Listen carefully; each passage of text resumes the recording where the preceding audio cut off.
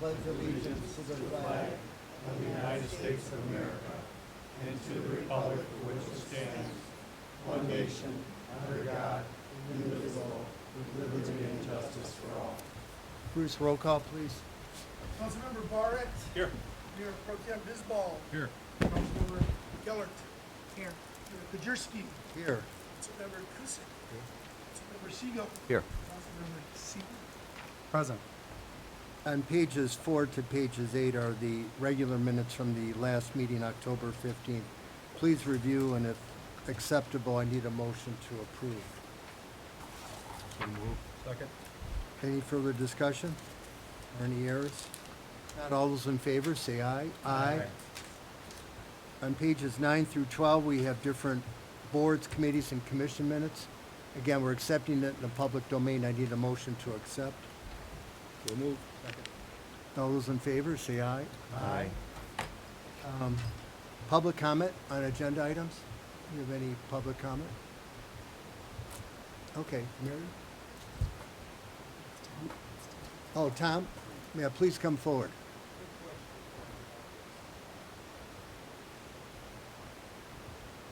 No. It's not an agenda item, it affects the park. I mean, you're welcome, if you want to come down.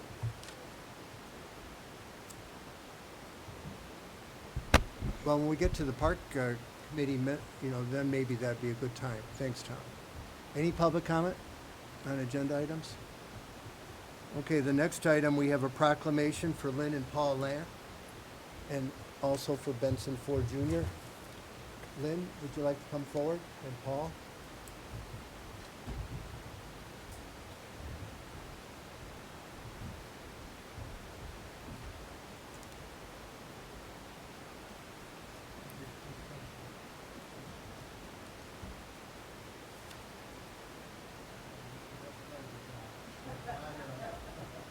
At this point, we have a proclamation for Lynn and Paul for Benson Ford Jr. Whereas the mayor and city council of the village of Benson Shores wish to honor Lynn and Paul Lant and Benson Ford Jr. for the dedication and support of the village of Benson Shores. They want to get from themselves generosity to the friendship of their civic leadership and giving to others in such a way that inspires and strengthens the community.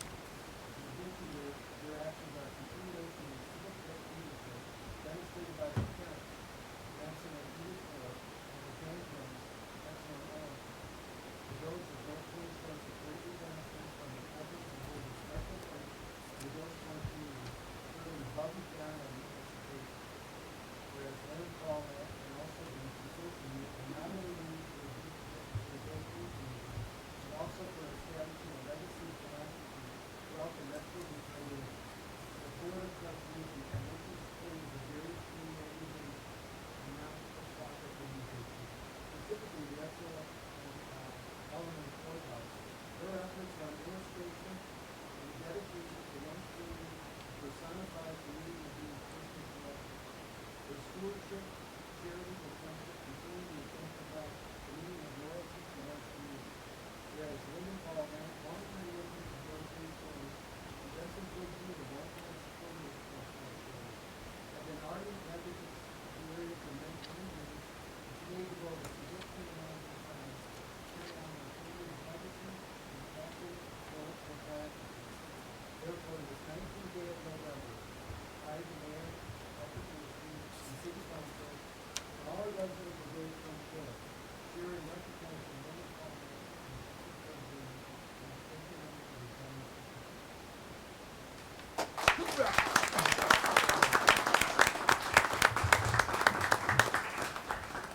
At this point on our big house, there is very donation. So thank you so much. So everyone can see Thank you so much. Thank you so much.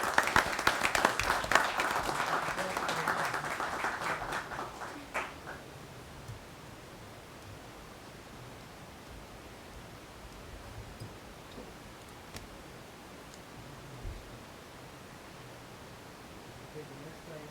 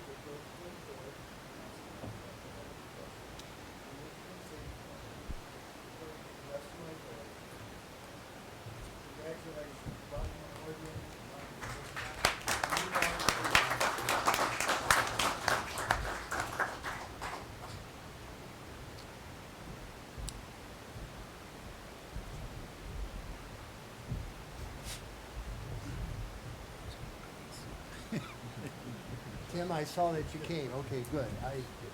Before the audit presentation, Tim, you missed a public comment, but I'm not going to make you wait to the end. Would you like to talk about the agenda item, public comment on agenda item? Thank you. And, The audit presentation will take an hour. yeah, well, that's okay. Good evening, Mr. Mayor, members of council. Congratulations to the new members of council. Thank you. Public service is great to step into the spotlight. It looks like you're going to handle this in a closed session later in the meeting. Yes. So I just wanted to make a couple of comments here. I've talked to council. My role has been to kind of provide some of the oil to unstick some of the processes to actually get a intergovernmental agreement before you tonight. So I just wanted to make a comment about what I've been doing and what I see the future of this is going to be. I don't want to stop the momentum on the seawall. I think we've had more progress than we ever have had to get that thing dealt with. I'm glad people finally found the 1928 agreement, but it's been my opinion all along that if you actually went to court and the judge said, "You've been repairing that wall for 70 years?" Yeah, that's your wall. So I don't think that would ever have been an issue. But I'm hopeful that we keep the forward progress going, that both the farms and the shores sign off on this. What I am prepared for as soon as we get a study on the seawall, and maybe I'll talk to you later, Council, because there's, I guess, a couple of ways, either concrete or steel, this could get done, and I'm hoping when we do the agreement with the company to do the study that we give them both options to look at. I think we can write the contract that way.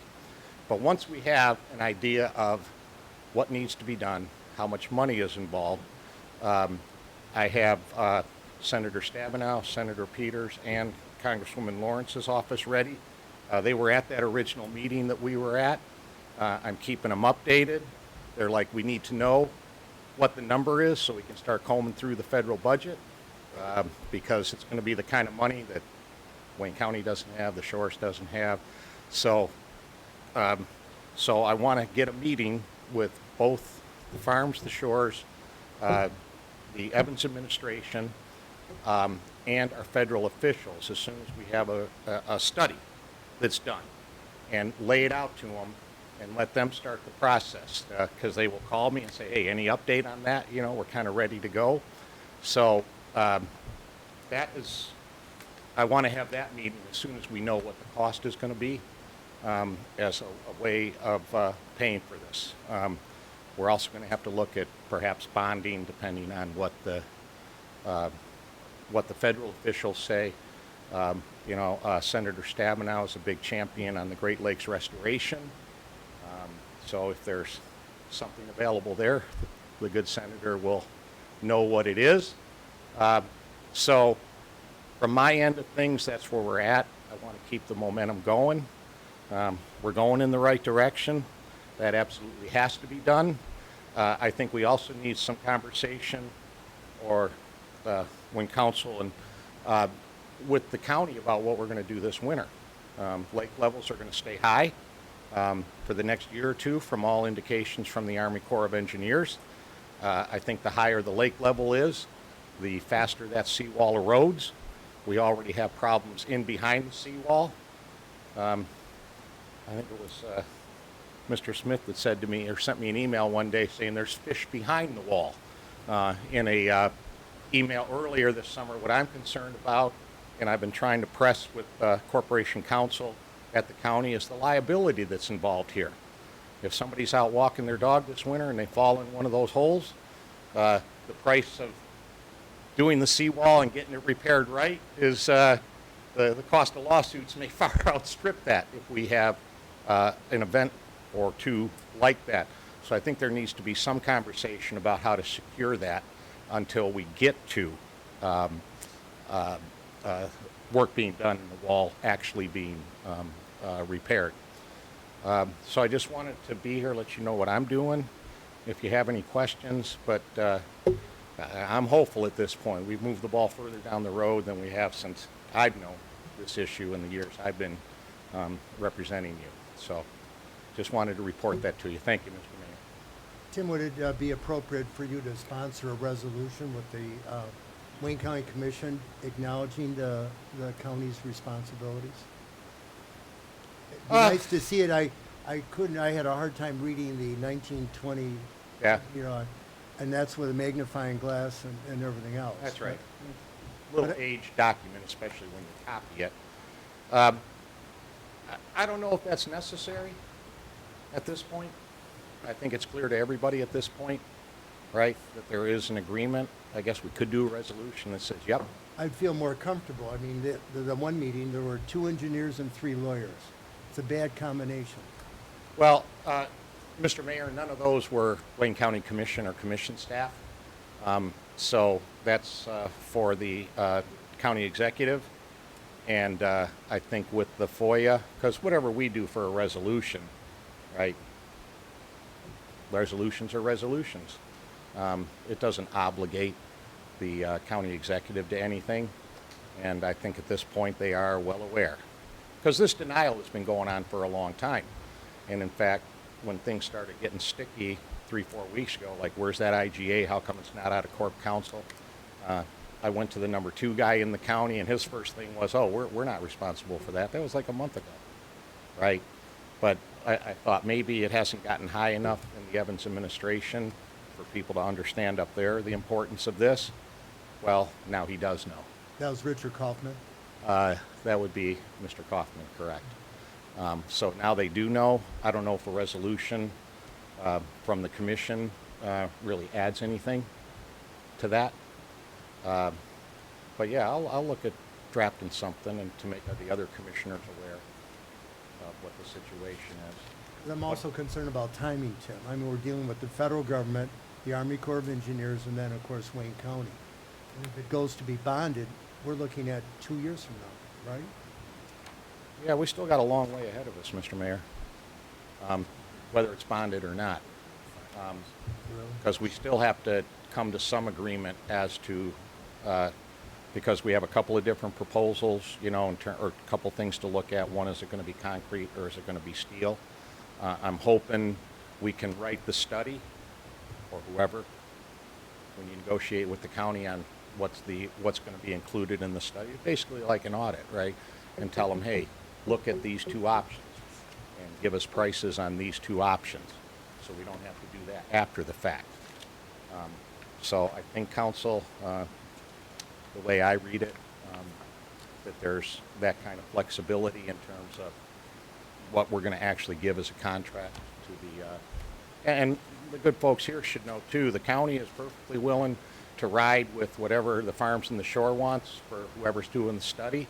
And I think they're right. We don't want to bog this down in the county procurement system, because now we're adding time.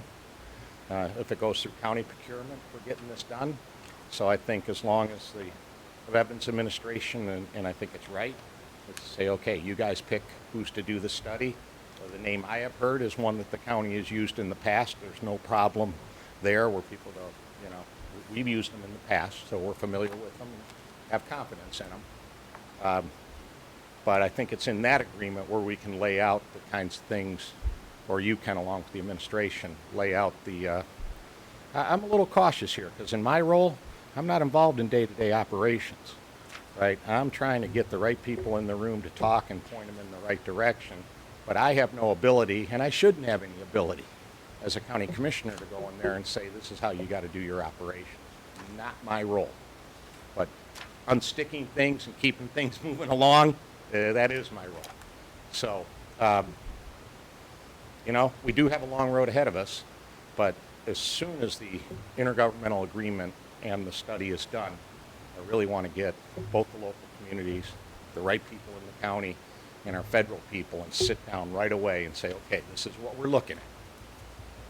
Start going through the federal budget. Is there anything, you know, because I'm hearing numbers like 13 million. That might be a little low, might be a little high, I don't know. But it's the kind of money nobody has. I've also talked to the Detroit, the Port Authority. They also have bonding ability. And so there's someone that could do the bonding where it wouldn't go through the county and affect our our bonding capacity. So I think there's a couple of ways to go there. The easiest and shortest route is for our federal officials to say, hey, we found you 13 million, go for it. So there's still going to be twists and turns here, I'm sure. But I just wanted to let you know what I was up to. Well, we appreciate you coming, Tim. Are Yeah. there any questions? Yeah, thank you for the follow-up, the continued follow-up. I know it's a Well, long like I say, and arduous I don't want road. to see this motion come to a stop again. It's been hard enough to get to this point. Now we know the county's responsibilities here and the county ownership of that. So we're over a couple of hurdles there. Now we just have to talk about getting the job actually done, and I don't want to slow that down. We got people ready. Let's go as quick as we can to get stuff done through the government, especially if we're involved in the feds.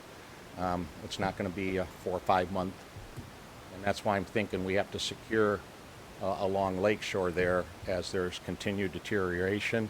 When we get the freeze-thaw cycles this winter with high lake levels, I'm sure that the wall's going to deteriorate at a faster rate than when the lake levels are lower. And I think next spring we'll see a lot more damage out there once the snow melts than what we saw going into it. So I think that has to be secure for everybody not to face liability lawsuits, just in case there's somebody's out walking their dog and whatever with one of those little holes Well, thanks, Tim. that are out there. But Thank see you if- very much see for a if you little could- time. See if you could put forth a resolution, though, or something, if it's appropriate. Okay, I'd like the paper trail. okay. Yeah, I'll send it to you Okay, so that you know.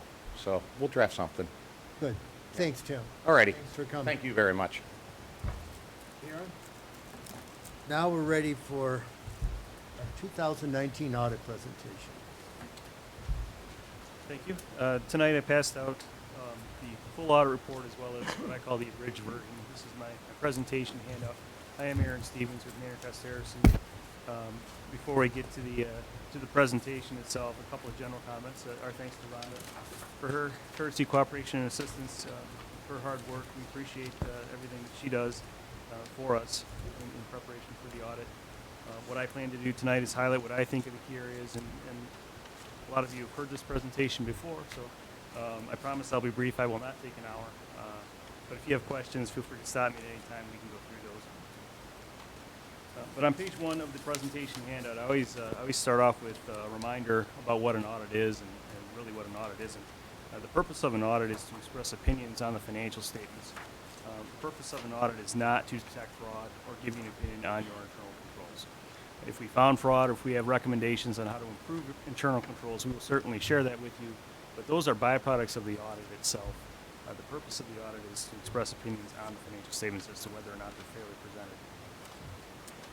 In the independent auditor's report, it's on page 1, second paragraph of the bound document, we have a paragraph that highlights management's responsibilities for the financial statements, because management is responsible for the preparation and fair presentation of the financial statements. And that would include the design, implementation, and maintenance of internal controls over that preparation and fair presentation of the financial statements. And as I already said, that management is also responsible for the fraud detection, deterrence, and prevention. This is management's internal control. They're management's financial statements.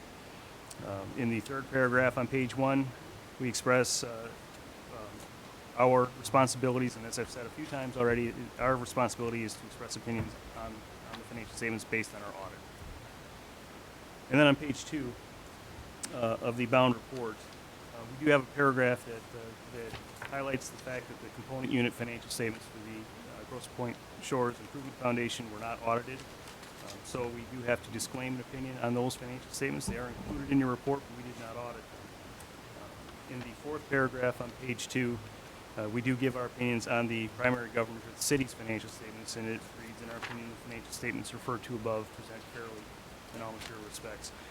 That is the important phrase, that present fairly in all material respects is what we refer to as an unmodified opinion, which is the highest level of assurance that we can provide for a set of financial statements. And to put that into some perspective for you, there are 3 opinions we could express. You have the unmodified opinion, we could express a qualified opinion that might read something like, except for capital assets, the financial statements are fairly presented. We could express an adverse opinion. The financial statements do not present fairly.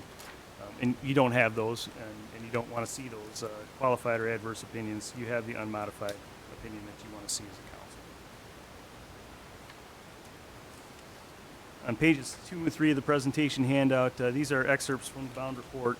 So in the bound report are pages 10 and 11 of the financial statements. But these 2 pages make up the government-wide financial statements. And government-wide financial statements are prepared on the full accrual basis of accounting, which means that they have a long-term perspective primarily. And I always like to remind everyone that these financial statements, or this level of reporting, is only done in the audit. You don't see this throughout the year. This is not the level at which your budgets are prepared on. This is kind of a roll-up at the end of the year to show you that full accrual financial statement on a government-wide basis. And the statement of net position on page 2 of the presentation handout is a snapshot as of June 30th, 2019. And I'm going to highlight just a couple of numbers here. In the governmental activities column, in the left-hand column there, if you look to the bottom of the page, your net position, your equity position for governmental activities, the total equity position was actually a negative $11.8 million. But that is an improvement over the previous year, and you'll see that in a minute. But the reason that is negative is because if you look about 2/3 of the way down the page, and I didn't highlight it, I'll apologize for that, but under the non-current liabilities section, you've got a net pension liability for the governmental activities of about $6.4 million, and a net other post-employment benefits or retiree health care of $9.2 million as of June 30th, 2019. And those are relatively new accounting standards that you have to report those on the full accrual financial statement. That is the reason why the net position for governmental activities is negative. Your business type activities would be your water and sewer fund and your marina fund rolled into one column here. Again, from a government-wide perspective, the unrestricted net position at the bottom of the page is $1.6 million, and that is approximately, or represents approximately 58% of your annual expenses for business type activities. And they're business type activities because you want to set your rates such that they cover the cost of operations, the operation of the water and sewer system, the operation of the marina. On the next page, page 3 of the presentation handout, again, a government-wide financial statement, full accrual, prepared once a year. So this is your operating statement, your income statement, if you will, statement of activities. A little backwards because we start with expenses in the left-hand column and you read left to right. You add back in your program revenues to come up to a net expense or net revenue in the right-hand column.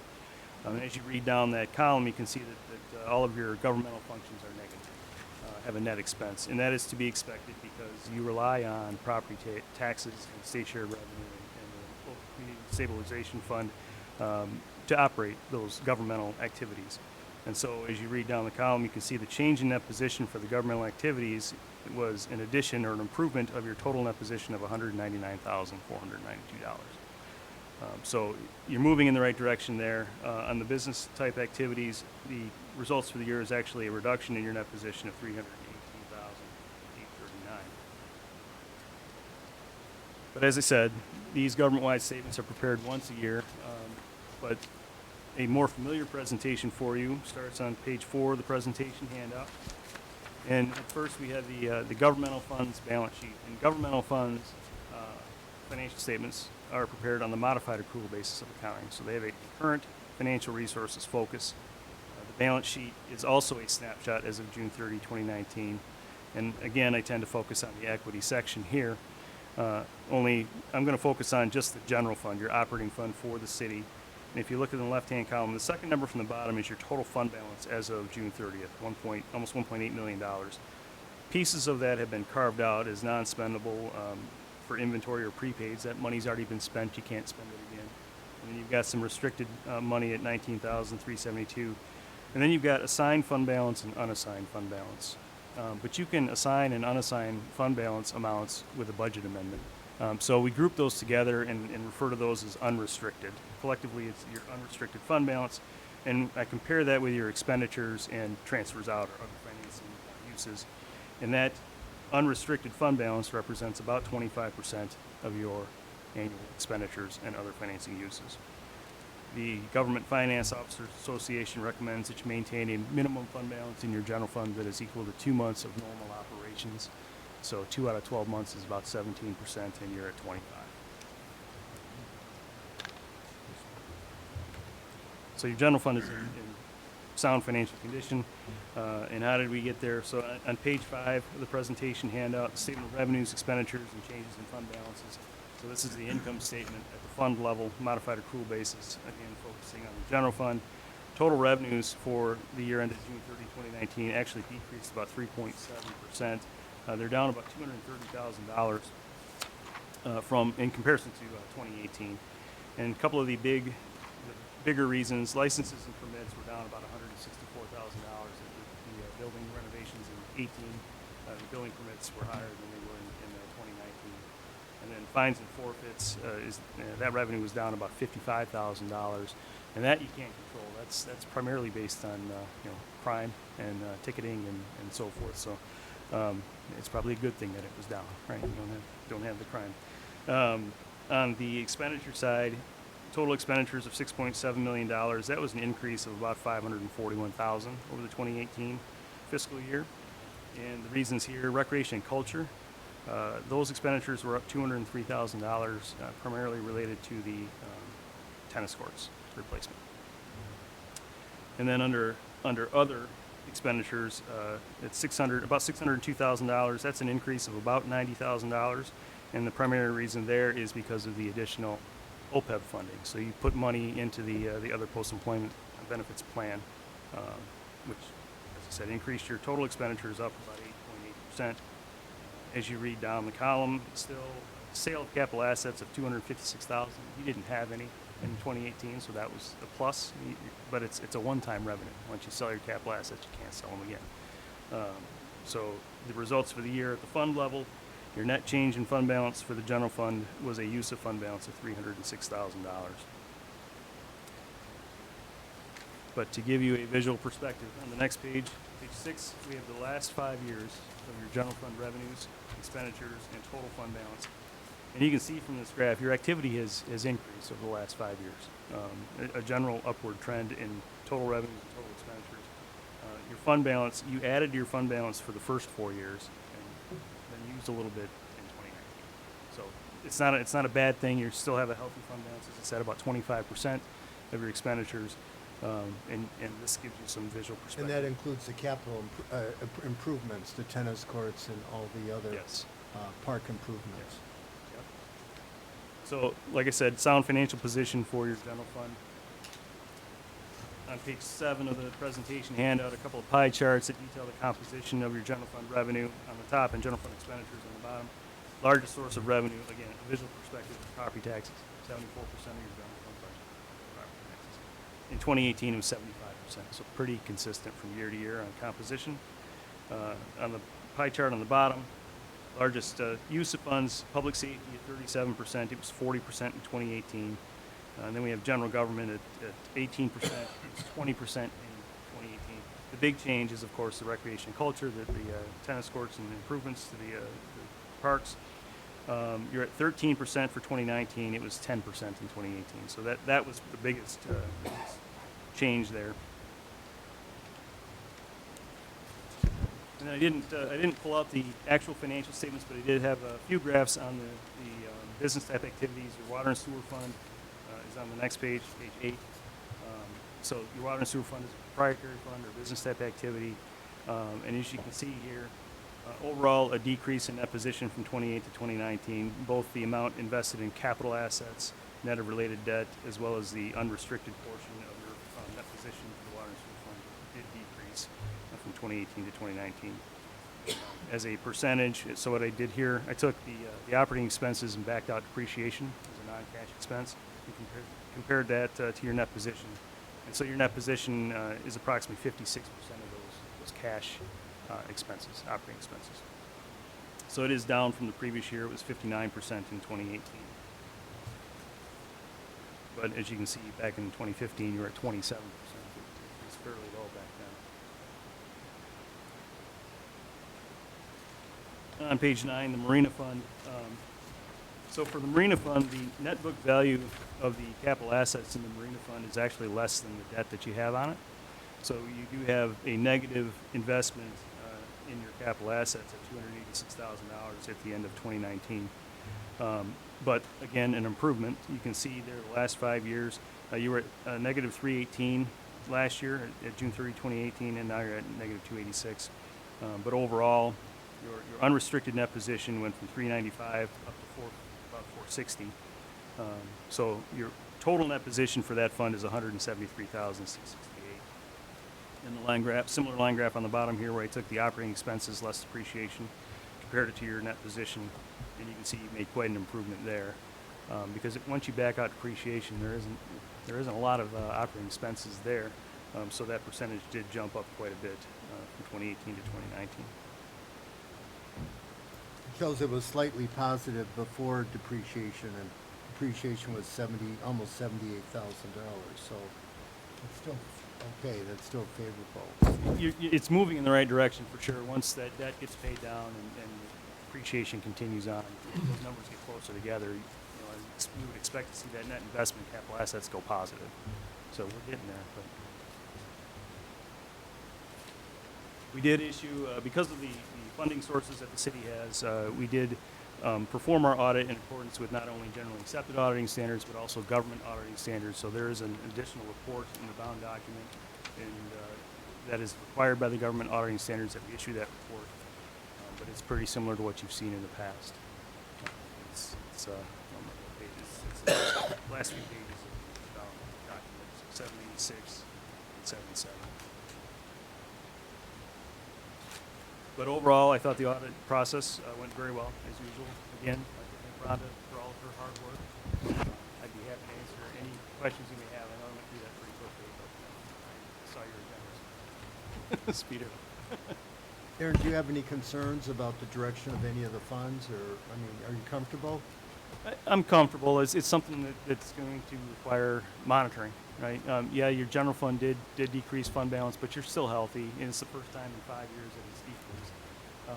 Your water and sewer fund, you always want to have a higher equity position in those water and sewer system funds, because if something fails in those systems, it's going to be expensive to get it fixed. And you talk about bonding and those sorts of things, and taking on more debt. So we can't really use that 2 months worth of normal operations calculation for a proprietary fund, because it really depends on the age and condition of your system.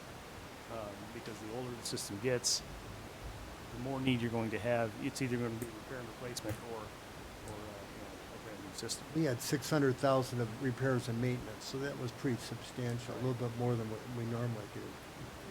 The reason that the water and sewer fund went the way it did is because they paid $100,000 in penalty costs to the district, the sewage district, for overage flow that we had negotiated. That would have been $700,000, but that's the direct number, and that wasn't a budgeted number. So there's why the water and sewer fund was.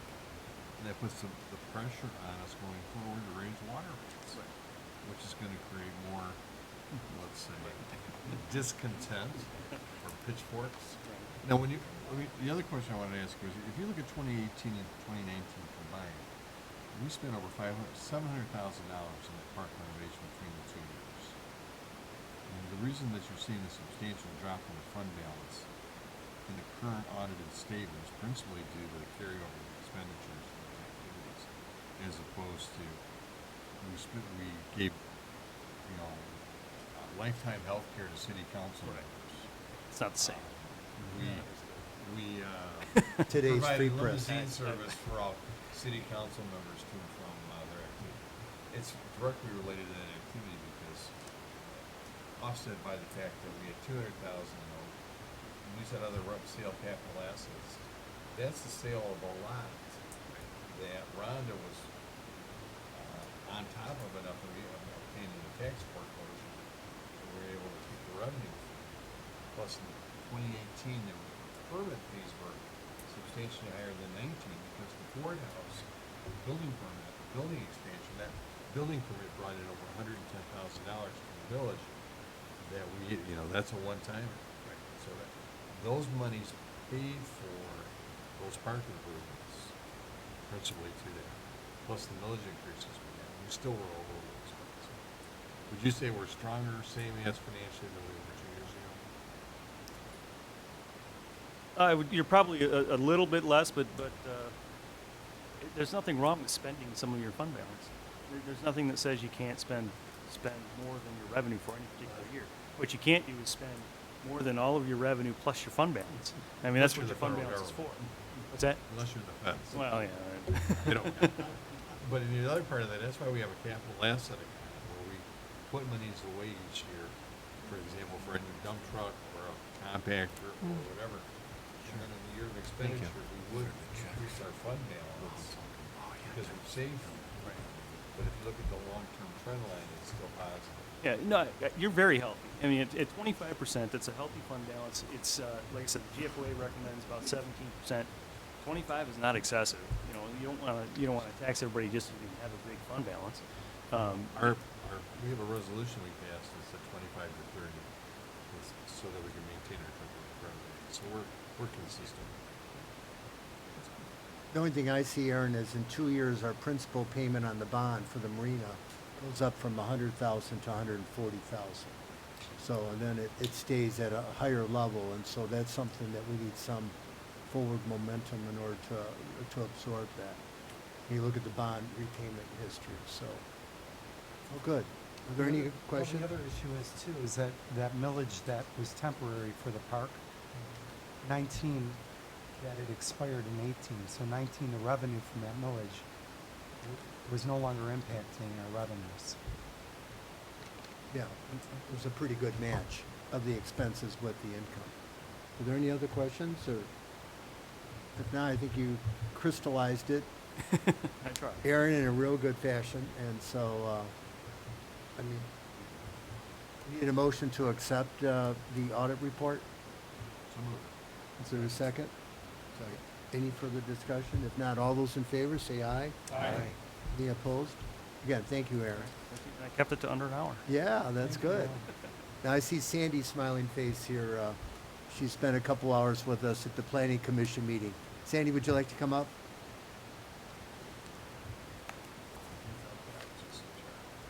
Well,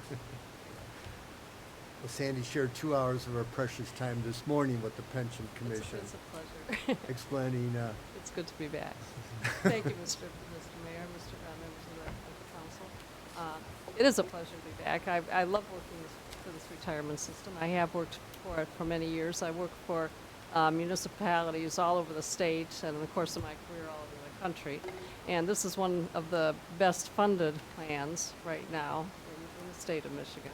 So that should make you feel pretty good. But let me give you a little background on what we do for you, for the city, for the village.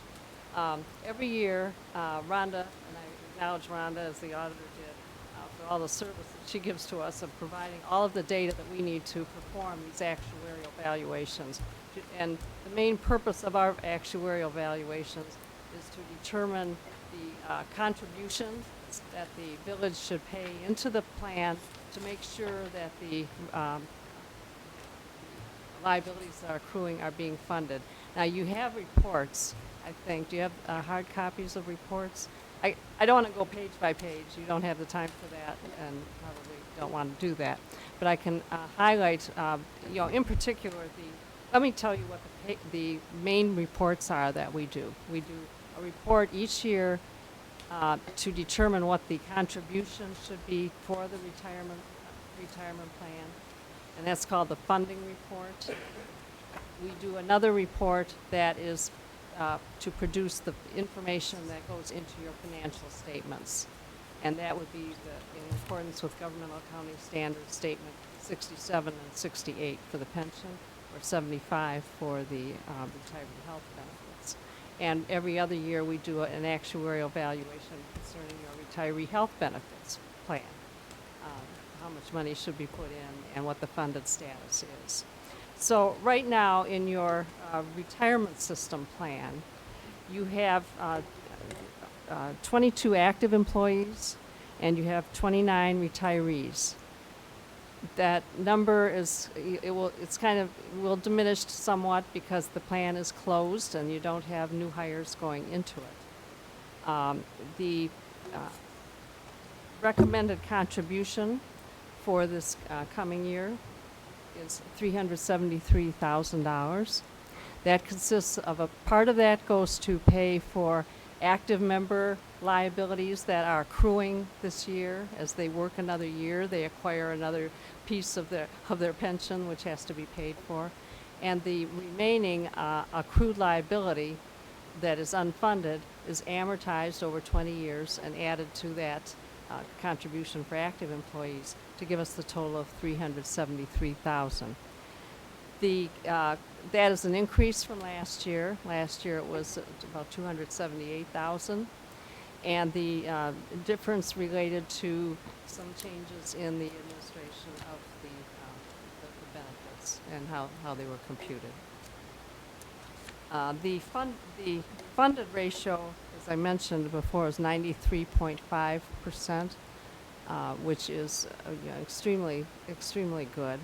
But it is a decrease from last year, and again, it reflects that change that had been made. If you have, I don't know if you have your report in front of you. It's the one, if you're looking at the hard copy, it's the one that says Village of Grosse Pointe Shores Employees Retirement System. 3 lines, that's the one. And if you go over to page 6 in that report, you'll see the funded ratio of the plan going back to 1990, actually. And in those years, in the 90s, it was over 100% funded. And as time has gone on, it's decreased somewhat, in part when the markets went down in 2001 and 2008. That hurt the funded ratio. And now it's been relatively stable in the 90s, but it has gone down this year. The investment performance was good, so that's a positive, but it was offset by some other experience. We want it to keep going back up. You can actually operate a retirement system for a long time not being 100% funded, because there's a lag between when your contributions come in and when you have to pay them out in benefits. So you're certainly in a great funded condition right now, but you want to maintain that position, certainly. The key element of making our actuarial valuation is to base our findings on assumptions about long-term experience. And those include what rate of investment return are we going to get, how long are people going to live, how soon will they retire after becoming eligible to retire, how big will their salary increases be, how many might become disabled. So all of those factors come into play, but there are a couple assumptions that are key assumptions, and those, if you have the report, you go to page 12, you can see that the first thing that's mentioned is called the interest rate, so it's the rate of return. And obviously that is a key assumption to how well funded your plan will be, because the more return you can get, the better off you will be. So on page 12, the top of the page, we indicate that the interest assumption, investment return, 7%. That is a very good assumption to make relative, again, to other municipalities. Many municipalities increased their assumption to 8% back when the returns were so very high. And because of that, they probably didn't fund as much as they should have. The expectation was too optimistic. And in the shores, you were at 7.5 for a while, and then you decreased it down to 7%, which was very prudent. And virtually all other retirement systems are moving to get to 7%, but it's painful to do, because when you do that, your liabilities automatically go up significantly. So you can be glad you are there. That's the one key assumption, and the other key assumption I want to point out is on page 13, and that's how long are people going to live. And of course, in a pension plan, that's a key component of what your liabilities are. If we're assuming people are going to live, till everybody's going to live past 90, that's going to create a higher liability. Well, you're using right now, for your funding purposes, an older mortality table. And and just recently, a new set of tables has come out, which is just for public plans. And that's the first time that has existed. There's never been a study done of just public employee mortality rates. And these new tables actually have different rates established for just general employees, for public safety type employees, and for teachers. And I would recommend, and I did recommend this morning, that that the commission will consider at some point changing the long-term expectation of mortality to one of these newer tables at some point.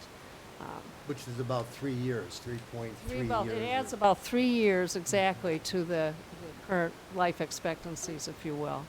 So it makes a big difference in liabilities. It's rather shocking to me when I see the impact. Would it be about $1 million in liability, you think? Yeah, it would be. Yeah, it would be quite a bit.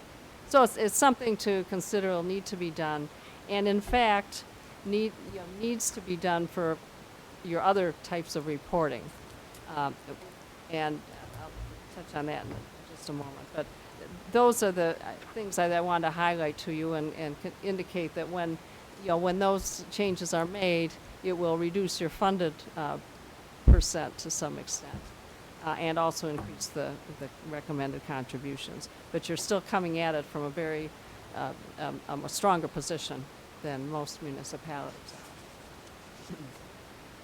So that pretty much covers your funding report.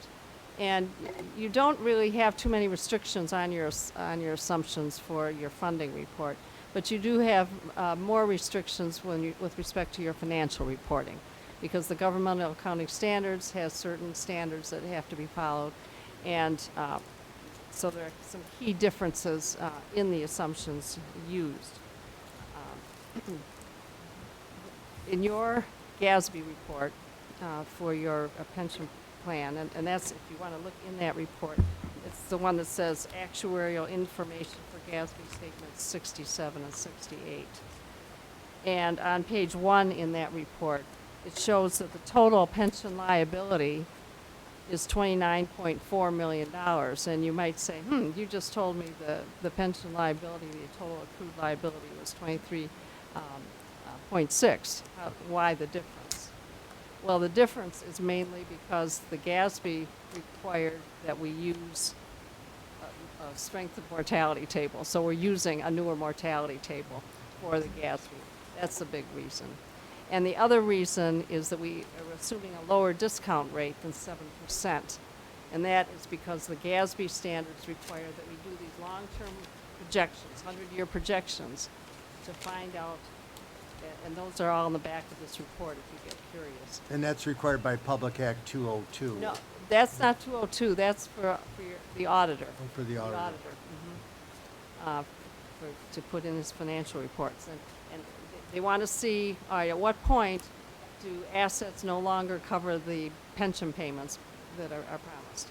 And at that point, you have to discount the liabilities at a lower rate. You get a blended rate, and your blended rate is about 5.5%. And that caused the big increase in the liability for reporting purposes.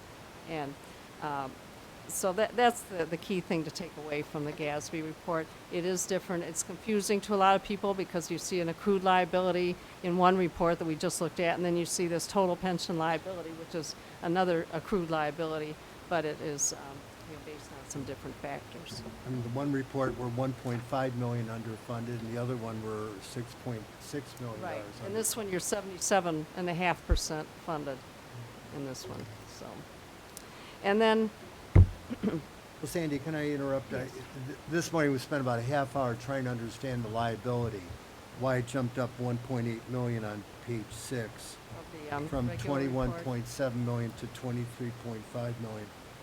And you thought it was based on collective bargaining agreements? It is collective bargaining agreements that change the way that pensions are changed. It was bifurcated, or was Bifurcated, yes. There's a pension is computed when somebody goes to retire.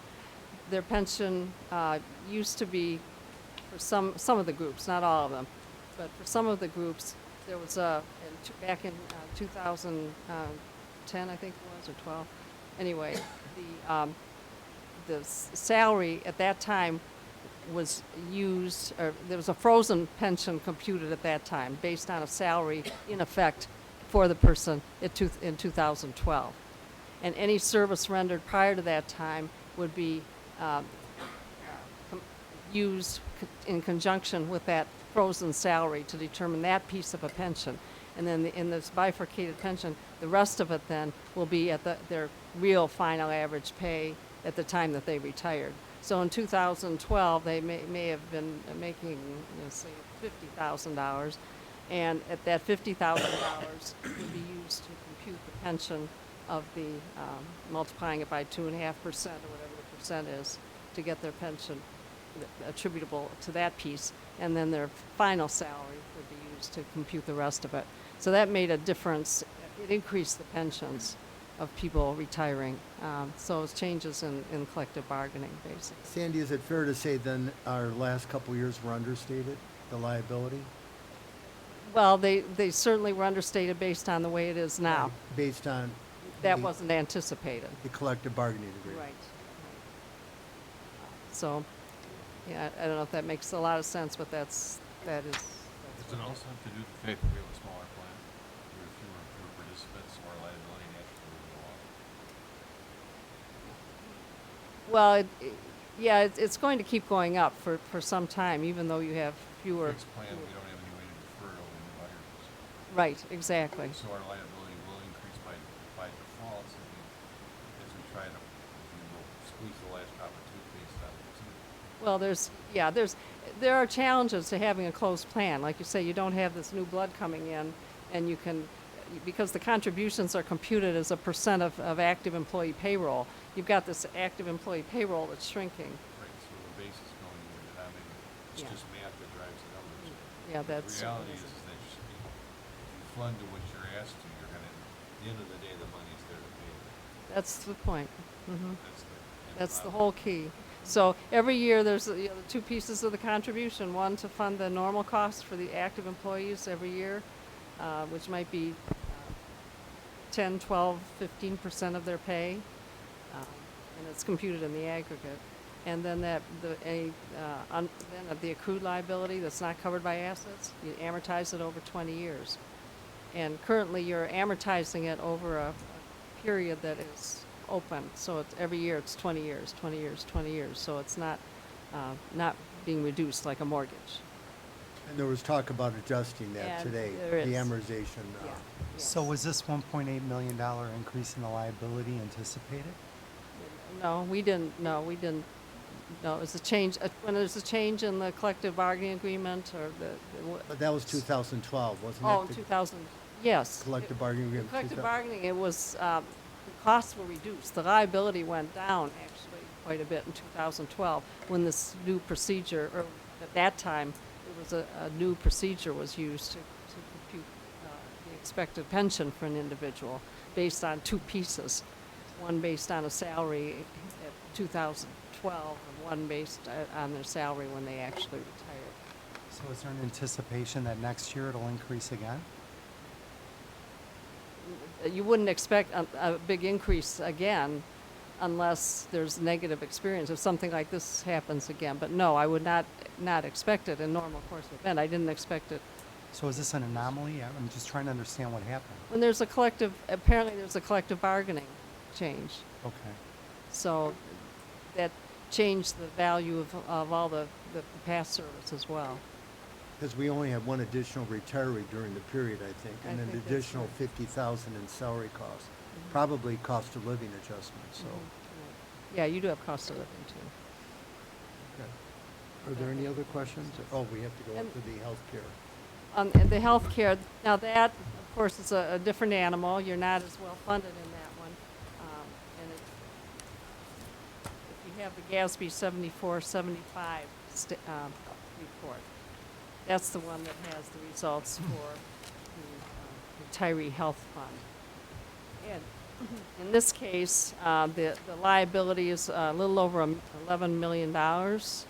The assets are 1.9 million, so your funded ratio, your unfunded is about 9.2 million. That's on page 1. And the market value of, it's a percent of pay. I'm sorry, the percent funded is 17% funded, as opposed to the 92% funded that you are in the pension plan.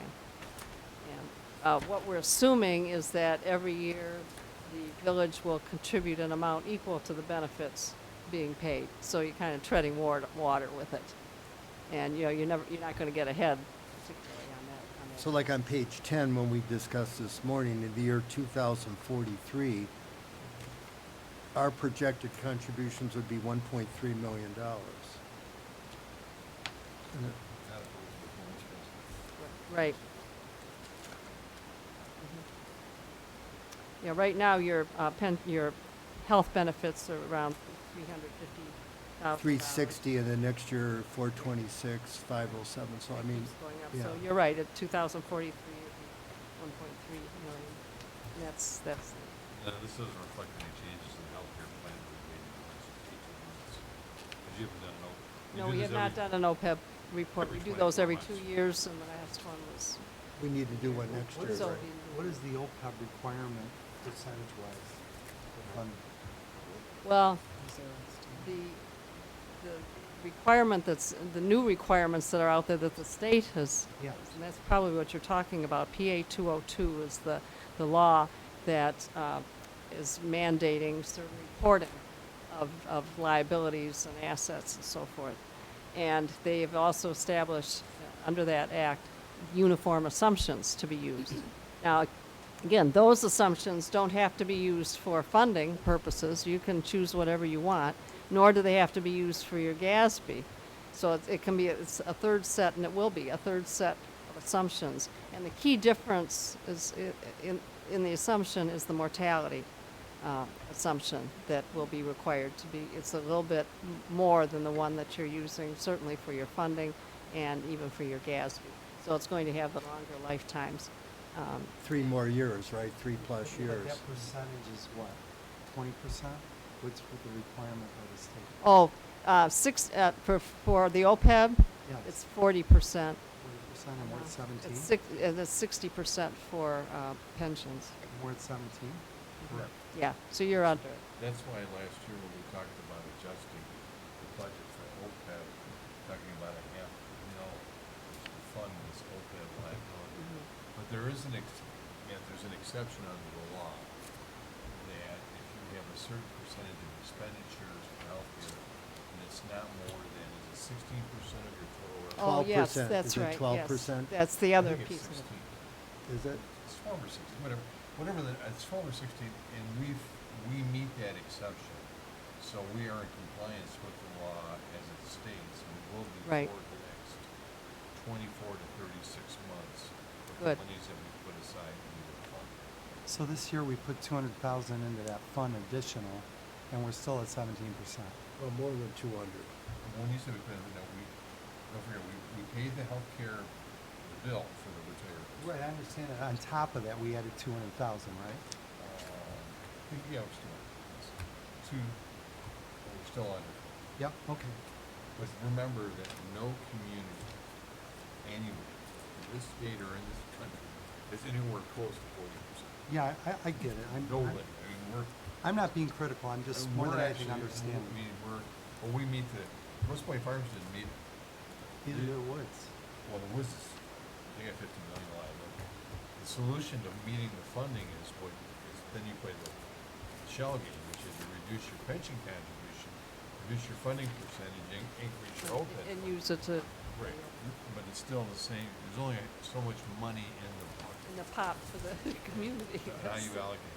That's the problem. Thank you. That's- But we've spent $423,000 on our contribution for the plan this last fiscal year. So it's quite a bit more than what we did in prior years. So we're on the right road. So we'll be doing another there'll be another report coming. I've made it pretty small for the PA 202, just to give you the information that you need. We have to do a whole other valuation based on the mortality. And, the other thing is the assumed increase in medical costs. The uniform assumption is different than what we've been using in the past. So we'll have to do another valuation to do that this year for reporting to the state. But it'll be a fairly short report. And here's the items you have to put in your accrued liability on the state's assumptions and percent funded on the state's assumptions. So, Very good explanation, Sandy. Any questions of Sandy? thank you. Well, we again, we appreciate working with you, and if any questions arise in the meantime, please let us know. Thank you so much. Thank you. Okay. At this time, I need a motion to receive and file the 2019 annual actuarial report and associated GASB reports. So moved. Any further discussion? Not all those in favor, say aye. Aye. Rhonda, chairperson report. Good evening, everyone, and welcome to our new council members. Just so you know, if you have questions regarding any of the material that I presented to you, or later on you have questions, want to know some more information, just give me a call or send me an email, and we can set up some time to sit and talk about it. All right. You're still awake, right? The first page in your packet tonight is the wire transfers for the month of November. There's nothing really unusual regarding these disbursements.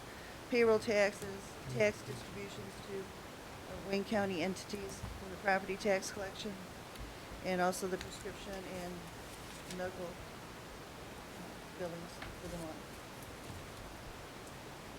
Moving on to the check register for the checks issued since our last meeting date. There's some checks in there for trimming of trees, which is still going on. Our final bill from BSNA software for all the new software programs set up and training. There was a quarterly payment to Grosse Pointe Farms for our dispatch and lockup agreement. On this page 2 of the check register also, there was a check written to Constellation New Energy for our natural gas usage. When I received those invoices and flipping through them, there's 4, 2 for across the street and 2 for this side of Lakeshore for our buildings. I noticed one of the bills was for $24,000. Didn't seem right. Called. Was on hold forever. Finally was told, we're going to send you a new bill. New bill came out to $8. So incredible. Wow. Also in this check register, there's some checks, or one check for majority of the audit work that was performed. Also, the play mat material for the new tat lot. And everything else is pretty normal billings.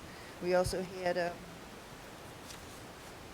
election workers paid for the election earlier this month. Do you have any questions regarding any of these checks issued? Who crunched the van? That was an accident, happened like right at 8:30 one morning. Water department van was down by the Ford curve. Flashers going. Water department employee opened the door to get out. And I assumed someone was not paying attention. Well, And he fortunately, wasn't hurt. the employee saw it coming, jumped back in the van, and the whole door and part of the side of the van was This taken. is the new van, Yes. the formerly new van. So the insurance company, our insurance company has already reimbursed us for the amount minus our deductible, and just yesterday, we received half of that deductible from the person that caused the collision with, they're gonna be paying the other half soon too. So at least that's a wash on the expense. We were just without that van for a couple more weeks. Minus depreciation. Probably a few more creeps. At least nobody got hurt. That's- Yeah. Exactly, yes. Any questions? Make a motion to pay the bills. A motion to approve the check register. Doug, you made it. Second. Any further discussion? If not, all those in favor, say aye. Aye. Okay, Filing more into the packet, you'll see the revenue and expenditure reports for each of the funds. We're on target with our budget at this point, so no changes there. And also you have your updated balance sheet for most of November, for when I printed up the reports. I still need to make the adjusting entries that the auditors gave me last week. So hopefully next month you'll have a more accurate report. Couple more items I'd like to mention. The State Tax Commission approved the inflation rate multiplier for 2020. That's what's going to affect your taxable value in on your assessment notices, which then affects your tax bill. So the new rate is going to be 1.9%. So that for most people, you're going to notice a 1.9% increase in your taxable value, but it cannot exceed your assessed value on your property. Also, you may have noticed in the newsletter, we have started taking holiday collections for Four Paws, One Heart, and also the Capuchin Soup Kitchen. You can drop off any items to be donated upstairs or at the police desk. And also monetary donations would be greatly appreciated also. And that's all I have. Okay, good. Bruce, committee report?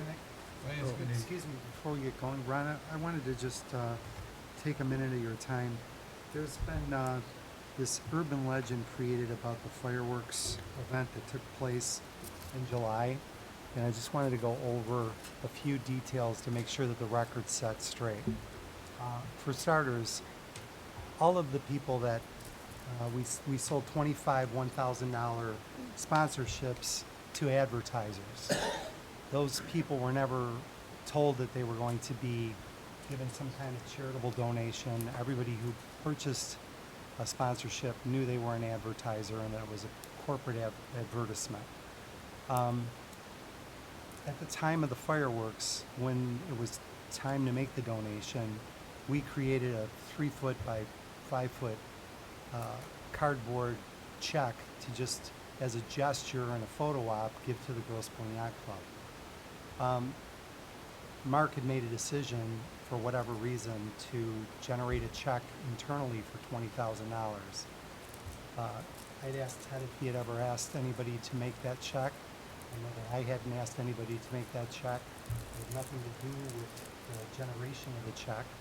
And then once it was generated, I know that you and Mark signed it, and then it was given to Allison to basically give to Ted, to give to the Commodore of the Yacht Club as a reimbursement for the cost of the fireworks display. That payment on our books as a city was booked as a expense, right? That's correct. For what? What was the category? It would have been under the Parks and Recreation Department, 691, under the community expense line item. So it was never a donation to the Grosse Pointe Yacht Club, right? It's booked as an It expense. was and- an expense. Yeah, so just so everyone knows, we weren't improperly soliciting charitable contributions. The city never booked it as a donation. I never had anything to do with the payment. And I hope that this once and for all puts this thing to bed. Ultimately, this year when we do it again, I'm going to meet with Bruce prior to the beginning of this thing to make sure that we come up with a plan that he's comfortable with. My idea is that if we have $25 $1,000 sponsors again, the first 5 can write the check to the city of Grosse Pointe Shores, and that'll pay for the concert. And then the next 20 advertisers can make the check directly to the Grosse Pointe Yacht Club, and that'll fund the fireworks. The whole point of all of this was to take the burden off of the yacht club and off of the city so that going forward, the citizens of this town could have a free concert, a wonderful day at the park on the 4th of July, and that no one, the city or the yacht club, would ever be left holding the bill to pay for that fireworks display. So, again, if there's any questions, I'd like to answer them at this time. Otherwise, I hope that answers this once and for all. Well, I can tell you that under Michigan law, disbursements from the village to a private entity, like for a retirement party or like this, can be characterized as illegal. So let me ask you this. how did we make donations for 50 years paying half of the fireworks to the yacht club? Good question. I wasn't here. I couldn't tell you. You know, the argument is that it's a pass. We really didn't take custody of it. It wasn't under our dominion and control, if you will. And everybody knew that we were gonna take the money, collect it, collate it, accumulate it in one lump sum, and just do that. We were just acting as if we were agents. That's our story. That's what we're sticking to. Okay, well, that was the intent too, but going forward, do you like the idea? Going forward, I think we need to certainly, make sure we do that. Do you like the idea of the checks going directly to the yacht club for the advertisers? I'd ask council about that. Okay. Well, I'd like, And I'd like to make sure that we don't have to do it right now, but I'd like to make sure that going forward, we're all on the same page, because ultimately, we're trying to do something positive for the community here. No one wants to do it the wrong way, ever. I believe the letter is requesting funds from various businesses or individuals, was asking them to be a sponsor, not necessarily an advertiser, that we just mentioned in a follow-up letter that we would recognize their donation on the banner. Well, the thing is that, like, for the donors that, I went to and I said, hey, listen, this is gonna be an advertising sponsorship. And sponsors, even like back in the day of television when they used to have an announcer on a show, they would say this section of the show's been paid for our fine sponsors. Those were advertisers. So a sponsor can be an advertiser, and that's the way it was basically solicited. And if we need to be more direct in our language of the agreement going forward, then let's tweak that. But I just want to let people know that we were never soliciting a charitable contribution, and we were never making a donation to the yacht club. That was not what happened, and it wasn't booked that way. The question is, though, someone who gave money to the village, and then in turn, they're an individual, it's a corporation, it doesn't matter if it's either way, it's business expense, entertainment expense, whatever. But if it's an individual who donated, contributed, sponsored, whatever term you're arguing, to the village, with the understanding or intent that would qualify as a charitable contribution, because money's paid to the village like that, are tax deductible. That's where it gets murky. There were two donors that I know were private residents, and I actually made phone calls to them. I invited them to come tonight, and both of them told me that they were under the impression that they were advertising, and that that's what was told to them. So, again, if there was confusion about that, or again, this has become urban legend, I would like to just tweak it going forward so that we don't have an issue. Yeah, and I do know that I didn't receive the final draft of the audit along with their adjusting entries until late last week. So I know there is an item that I have to correct on last year's books regarding the funds that came in prior to June 30th, where I had them basically as a prepaid expense on the books. And the auditors have removed it from there, but I'm not sure what category they put it into. But Okay. Well, thanks a lot for, you know. thank you for your time and going No through problem. this, Rhonda. I appreciate it. Yeah, because Rhonda, in that case, if it was a charitable contribution, we would have to issue a letter, contemporaneous letter, because it exceeded $250. But we And then did indicate no send goods out or thank you services were. letters, But I believe in the letters, it stated that this was not a charitable contribution, that there was no goods or services Right. exchanged. Okay. for this and so on. Okay, thanks, Rhonda. Yeah, thanks. I know, Ted, you had a sponsor. I mean, you knew it wasn't charitable. That's correct, that's correct. Okay, Public Safety Chief? I know you're not getting a lot of sleep. I did during the report there. First off, I wanted to welcome Councilmember Siegel and Councilmember Geller to the City Council. As I've provided to you some contact information, as Rhonda stated, call my office, send me an email. I'm always available. If you have a question or a concern, I'd be more than happy to work with, as I do with the entire council. Well, to say we were busy on the weekend would be an understatement. We had two multi-alarm fires within 3 hours of each other. On Saturday morning at 6:02, Grosse Pointe Shores Farms, City and Woods responded first under a second and then under a third alarm to 60 Roslyn on the total of 21 personnel total by the time we assembled, to a fire that investigators now say started in a chimney liner, and there was a fire in the fireplace, and I won't bore you with the investigators' details, but that was the point of origin, and the first officer on scene, where the roof line meets the chimney, he could see right through the brick that it was raging inside that chimney liner. So that fire had quite a head start on us. At 8:30, we received another call that 67 Greenbrier was involved basement fire. The resident did attempt to extinguish the fire himself at first. I was unsuccessful, and that I'm not sure how much time we lost there, but he also he requested our services. We pulled a command officer off of the Roslyn fire and sent him to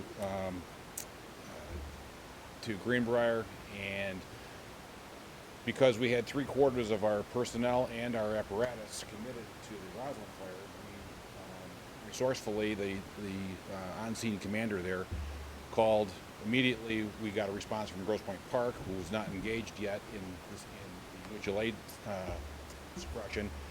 We got Harper Woods sent us a truck and personnel, and then we called St. Clair Shores and Detroit as well. They did a fantastic job for us. They all came. They did an aggressive interior attack into the basement on the house on Greenbrier, and was response delayed somewhat from our normal response? Yes, of course it was. But that crew, Grosse Pointe Park, Harper Woods, Detroit, and St. Clair Shores, did a great job. They saved the house.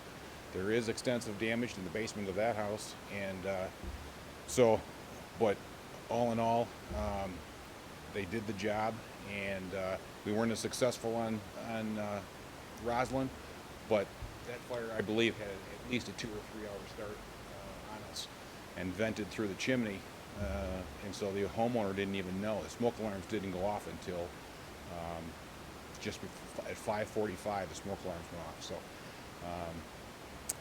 that's kind of where we are. We spent the last 3 days with the investigators. Neither one of these fires is considered to be a criminal event, so the insurance investigators have been on scene, and we've worked with both of the residents. I met with the resident from 60 Roslyn on Sunday, and we did help him salvage a lot of property from his house, what was salvageable, and so we're in the process now of working with the insurance companies to fence off the area, because it's quite dangerous. They're not complete. The 60 Roslyn investigation is not complete, and they will be they'll be working in there. They didn't anticipate the structure was going to come down for probably a week or two, but so we're hoping to have them fenced so that we don't have people on the property. One of my officers was making a routine check the other day, and he heard this buzzing noise, and a drone came out of the top of the burned structure, and I don't know what they were doing in there. It's difficult for us to manage that. But at any rate, so we're trying to. They will be bringing the structure down, and that's going to probably take a week or two. So, if you have any questions in regards to either one, I can help you. Undetermined, but it was electrical. From what the homeowner told us, that he was in the basement. He was on some kind of an exercise machine. He saw a spark at the wall plate and tried to extinguish it with water, which is not a good plan. But he was hoping to be able to extinguish it and keep damage to a minimum, and was unsuccessful. And then they called 911, and we responded. So. But that's kind of where we are. If you have any other questions, I'm proud of my guys. They did a great job. Nobody got hurt. When you have a multi-alarm, when you have 5 communities swarming around a chaotic event, to manage that is quite difficult. And so, on both situations, I was proud of my commanders, and they did I think, an excellent job. Chief, you were telling me today, I think the last time there were 2 fires at the same time was 1963? Well, no, I refer to my resident expert, retired Chief Gary Mitchell, who used to fight fires by carrying leather buckets. That's how far he went. With a horse, I right? say that in all kidding, but I called him this morning and I said, do you ever remember in your time on the job, and that's 56 years ago, do you ever recall a fire, two fires in one community at the same time? And he said, absolutely not.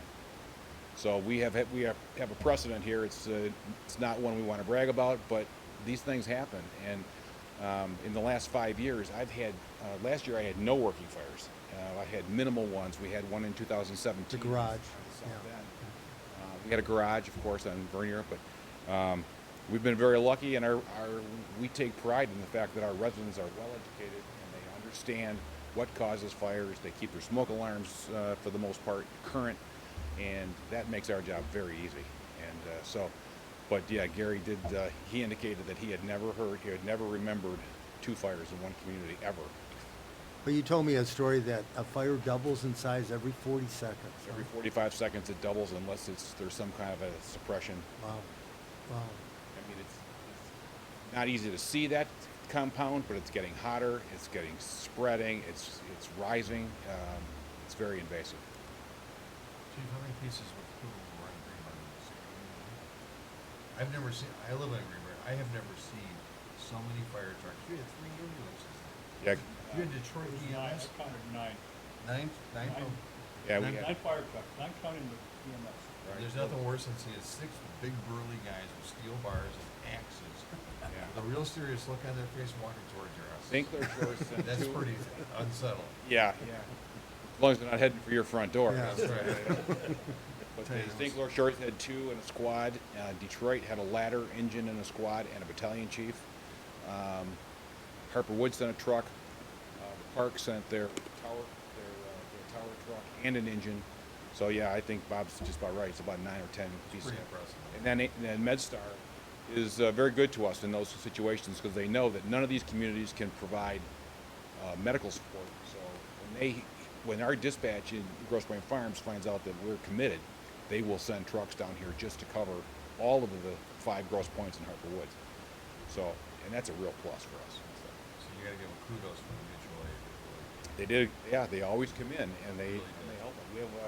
We have a serious accident on Lakeshore. They come in and they'll just stand by and they'll see, do we need them? Do we need a conveyance? So, yeah, we're grateful to them as well. Even the Detroit guys, because they were tiny guys too. Well, Right there too.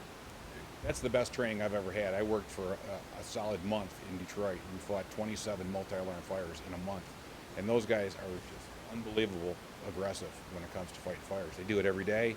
They know their assignment. They go and do it. And to all the communities, all the Grosse Pointe, St. Clair Shores, Harper Woods, Detroit, we're extremely grateful. I'll be sending them all thank you letters for their assistance. So. Oh, thank you so much, We're Chief. thankful to you, Chief. Thanks. Well, it's my pleasure to serve here. I just have a couple more things. As you're going to look at tonight under old business, the dispatch lockup agreement, that's been extensively drafted and redrafted. The other thing is I have an MCOLS posting on the Michigan Commission on Law Enforcement Standards website. We're still looking for a candidate. I have 2 or 3 now that look very promising. They need the police academy. So it would be a matter of scheduling that. And then finally, I wanted to acknowledge the fact that our very generous resident, Sharon Peters and her husband, have again donated to the department to cover our canine services for the year. We contract canine services with Grosse Pointe Farms, and she is a strong supporter of the canine program. And she, as a resident of Grosse Pointe Shores, takes care of our obligation with canine partners. So we're very grateful to her. Very nice. Any other questions? If not, thank you, Chief. Brett, things are slow, I know, in your department. Good evening, Mr. Mayor and members of council. I'm going to try to be brief with my report tonight.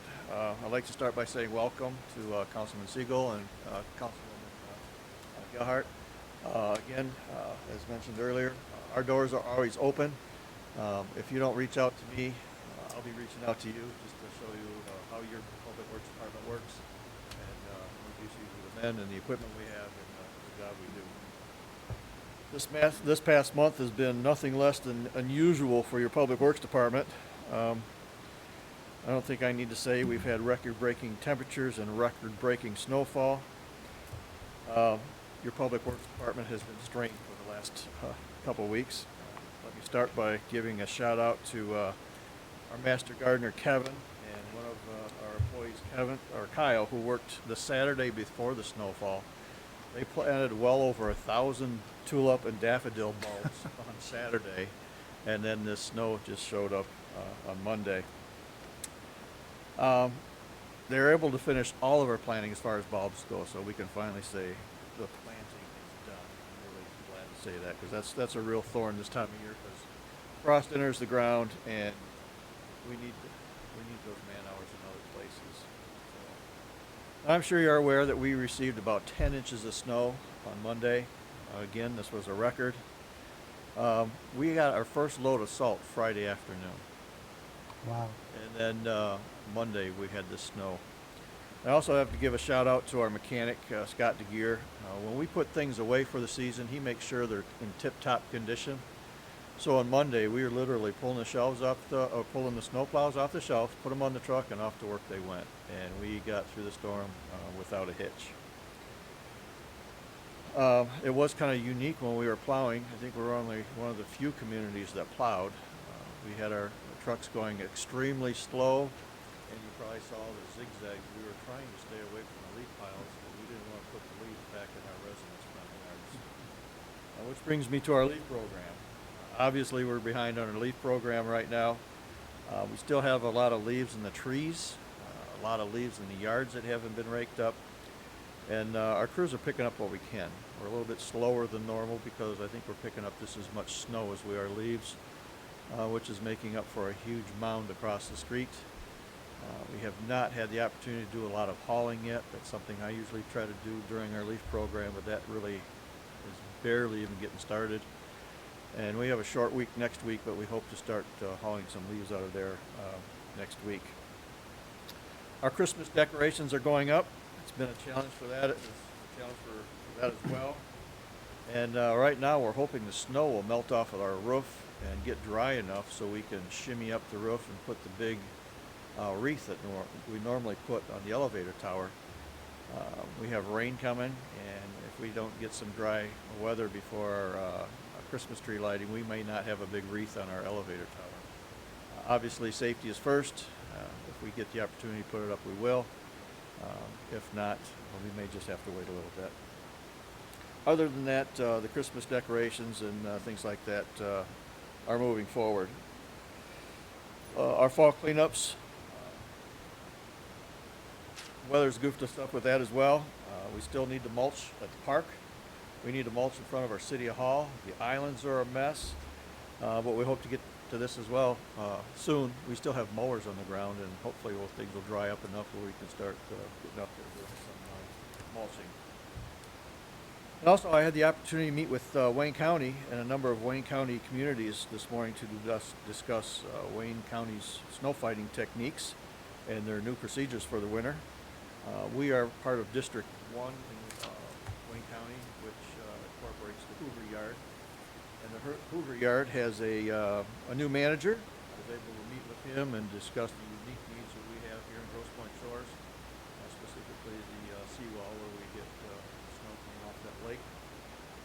He seemed like a great guy, and I think we're going to be in good hands. And I think your snow removal service as far as Wayne County will be a little bit better than it has in the past. Other than that, that is really all I have. So if I can answer any questions, I'm more than happy to. Brett? We're going to extend late season? Well, we try to get through the village one time after the first week in December. So the normal cutoff date is the 6th, and then we'll come through the city one time after that. So second week, third week in December is going to be about it for us. We're going to do what we can, but I don't want to officially extend it because we're already into the second week in December here, the way it's coming out. So, yes. Any other questions? Yeah, Brett, I've got two more urban legends I want to basically dispel tonight. Oh, boy. and I'd like your help with it. First, I'll start with the bathhouse work that was done over the summer.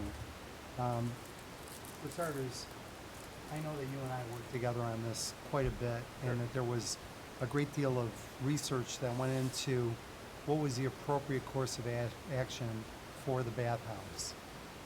Most people don't know what you had informed me, and that is that the ceilings in the bathhouse, although it's an Albert Kahn design, are really not a great design for this application, in that they are precast concrete, and in the center of those slabs are tunnels that basically the plumbing and the electrical go through. And in the summer, when there's humidity and the pipes have cold water in them, they sweat, and there's nonstop water going into the cement ceiling. And when the water, because gravity does its thing, works its way down, the ceiling gets blemishes on it continually. In fact, it's such a weird design that in the winter, we have to heat the bathhouse to about 80 degrees to prevent the pipes in the ceiling from freezing. And that also creates a condensation situation. So we had 3 separate contractors come out, look at what we had, understand the design, understand the issue, and all 3 of them independently recommended the same solution. And that is that we go into the bathhouses and into the restrooms, into the locker rooms and restrooms, and the ceiling gets hit with a Kills primer, and after the primer had dried, to take wet popcorn plaster and spray the ceilings with the plaster to basically cover over the blemishes that had already been in existence. And then lastly, paint the ceiling with a sealing coat of paint that has a moisture resistance capability. And they said that in a best case scenario, we're gonna have to do this about every 3 years. That whole cost for that painting was under $4,000, okay? So we had asked the city for $15,000 to spend on the bathhouse. We spent $4 on the ceilings. And is there any information that I just shared that's inaccurate or that you're in disagreement with? Well, we generally winterize the building every year. We have it, we pick up an air compressor, we blow out all the water lines. We do have problems with freezing up, in the eaves. Right. I'm not sure we keep the building at 80 degrees, but we do have to heat it, and sometimes even with the heat, we have pipes freezing in the walls, the Okay. exterior walls. Right. But yes, the pipes do run through it's a pre-stressed concrete, which not only does it have pipes, it has pre-stressed cables in it. So where the roof penetrations are, it does give way to condensations, things like that, yeah. Okay, great. The next part is the bathhouse floor.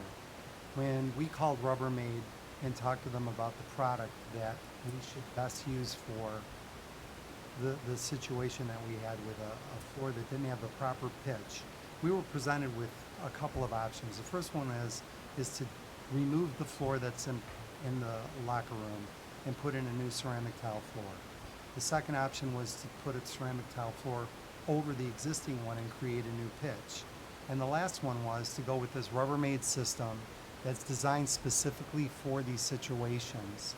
It's an antifungal, antibacterial, and an anti-odor floor, okay? It's designed for this. The night of the council meeting that we presented it, as you recall, we had samples that we passed around. The council saw the samples. They knew exactly what we were gonna put in. And that floor for the locker rooms was gonna be about, what, $6,000? I don't remember that. I know I didn't do any research on what product to do or tile Right. or whatever going over there now.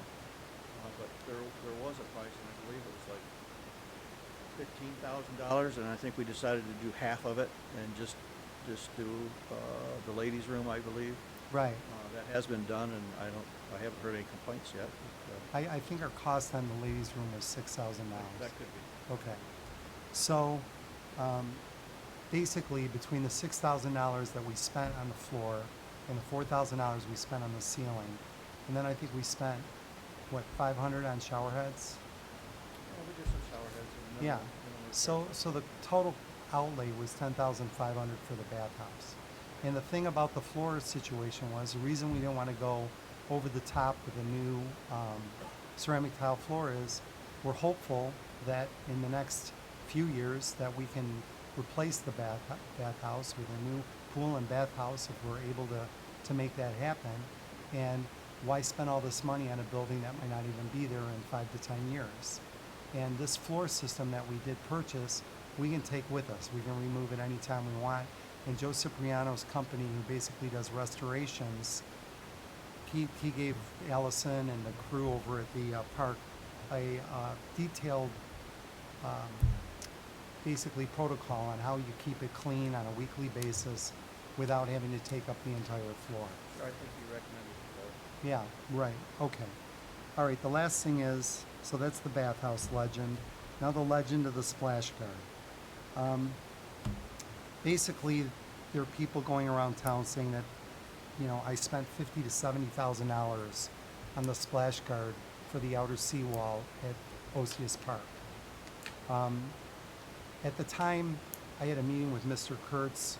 He had told me that he was really disappointed that, you know, we didn't have some type of structure preventing the waves from taking all of our rock garden and destroying the landscaping and taking it back out into the lake, and that it had happened a few seasons in a row, and that we needed to do something similar to what the Wilson family did at their seawall. And he actually was generous enough to take some time and to reach out to the DEQ and the U.S. Army Corps of Engineers, and they gave us a green light to basically put a splash guard on top of our seawall. So I was able to secure materials for $6,000, and the contractor who installed the splash guard charges $4,000. So the total outlay for the steel and the installation was $10,000.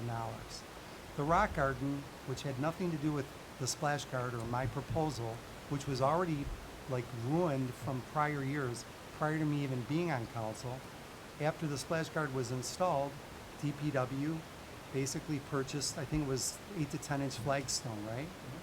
And the total cost of that invoice was $20,000. Yeah, I think we came in once or twice. I think once that splash guard was put up, again, I don't have the exact prices. I'd be more than happy to give that information to you. Right after that was put up, I think the request is that we have it painted and then we bring in rock to hold it up. Right. Again, this is, that's something you asked me for, to hold that wall up. The contractor told me that if you want it to last, you're gonna have to put some weight behind it. And we were gonna replace the rock garden anyways, so we had basically purchased $20,000 worth of flagstone. And then we had, turned out that we had an old truck that we were gonna get rid of anyways, and we did some trading with the contractor. And the truck, they gave us what, $14,000 for it? 14. I think the contractor came back with a lot more stone than what we had Right. initially got. But yes, we did put a lot of stone. So on that, for the rock garden was somewhere between $6,000 and $10,000 after the truck, right? I would have to check into those prices. I think they came twice. Once was 20, and then I think we came back and added more, but I would have to check into that. Yeah, Okay, price but the bottom line is, if you take the 10 for the splash guard, and let's get crazy and say we spent 20 on the rock garden, that had nothing to do with the splash guard, the total outlay for that was $30,000. And I remember in the budget, we had budgeted $50,000 just to replace the landscaping in the rock garden, not even put in a splash guard in that budget for 18. So again, I wanted to just set this straight so that people understood the actual nuts and bolts of all of these actions and decisions. Because a lot of work went into it, and a lot of care went into it, and a lot of concern about not overspending. And then to have it turn out to be that there's this rumor mill saying otherwise. I'd be more than happy to bring a report on what that cost at the next meeting. That'd be great. Thanks a lot. And we had to repair the Well, originally when it came in, what had happened, Bruce, is that because we waited so long to put the splash guard in, we couldn't weld the support stanchions lower on the seawall where they belong because it would be underwater. So we had to, the support stanchions are actually welded to the cap because the water level's so high, we couldn't go lower. I think that's why we thought it would be hard for the DPW to do, because we can't weld underwater. So we had some northeast winds that came in and really kicked up the lake after it had been installed. And I think it was 5 sections went into the lake. And within a couple of weeks, the contractor came out and repaired it. And I basically designed some heavier, beefier stanchions, and then gave the city extra ones just to have in stock in case it happens again. And it was repaired, and I don't think it's failed since, right? It's been repaired twice, and we had 2 or 3 more sections fall in that we pulled out of the water last week. Okay. So, so the thing about it is unfortunately, because of the fact that we waited so long, we can't put the stanchions. If you look at Mrs. Wilson's wall, those stanchions go down. They're actually underwater now, and you know, as you change the angle, you decrease the strength. So we're doing the best we can with the folks, but you know, every intention was to just try and do the right thing and to help, you know, I think improve the situation. And the point was is that everyone initially thought it was going to be $4,000 or $5,000. Then goes from the materials and welding, and then went to 10, and then we needed rock to reinforce it and make it stronger. Not just questioning whether that's validity, we needed to do that, and then we wanted to paint it for durability. So the scope of it to make it functional and last is a lot higher than what everyone first anticipated it would be. There was no plan to replace the outlets and the rock around them, because God knows we've dumped how many truckloads in the lake already with that. So I mean, it's a good solution. The point is that the total cost was about $50,000. Is it the right solution? Apparently it's working, but that's where some of the urban legend was from, that we weren't apprised of how much it was going to cost. And the other thing that some people take umbrage with or are concerned is that there's a protocol to follow in terms of disbursements and budgeting and park activities through their committees. And that's what we really need to stress, is the discipline of following. We need to do those projects, absolutely, and let's follow the protocols to do it. You know, as far as the replacement of the landscaping in the rock garden, that was budgeted prior to me even being elected. well, we weren't So going to you spend guys- the money. Just because it's budgeted, it wasn't an approved plan to go ahead and do that. But again, that had nothing to do with the splash guard. Oh, I'm not telling you it did. And then in prior years, you guys had replaced it all, so you just kept putting the money back into the lake. And then as far as the splash guard itself is concerned, Mark has authority to spend up to $10,000. The steel was $6,000, the contractor was $4,000, and the paint to put rust protection on the back was $1,000. So the total out of pocket for that splash guard was $11,000. It wasn't $50,000. By the time you add the total project. You guys were going to do the rock garden here regardless of whether you had a splash guard. We're going to spend $25,000 bringing in limestone and having a contractor bring a truck in and do that. So what We did had you no vote? intention of doing all that stuff. So if you go back and you look on the record after it was done, Mark himself said, I want to thank Councilman Seeley. He literally saved us $50,000. Man, I'm not questioning that. What I'm trying to make you understand is that there were costs that were beyond the scope of what we all understood it to be at the outset. They grew because of out of necessity, out of completing the project correctly, or for whatever those reasons are. Justifiable, bona fide. No one is sitting here saying they were frivolous. The point being, no one was informed of those in advance when decisions were made. I couldn't disagree more. Well, that's your prerogative. Okay, thanks, Brad. Thanks, Brad. Park Committee, Tom, at this point, by virtue of proxy for Joe, do you want to talk about the last meeting? And then Doug can supplement. First thing I want to do is just read the minutes from our committee meeting in August, and we discussed this, and this is under new business, so I'm doing verbatim. The committee discussed having 2 certified dogs only act as beast chasers. Motion by Cipriano and seconded by Rice that dogs should be leashed at all times in the park during the winter months. Offenders caught will be banned from bringing dogs to the park and will be ticketed by police. This excludes the 2 certified beast chasing dogs. This is what our committee voted on. This is just a little synopsis of our minutes. This is our minutes verbatim. But it was a long discussion. We all love dogs.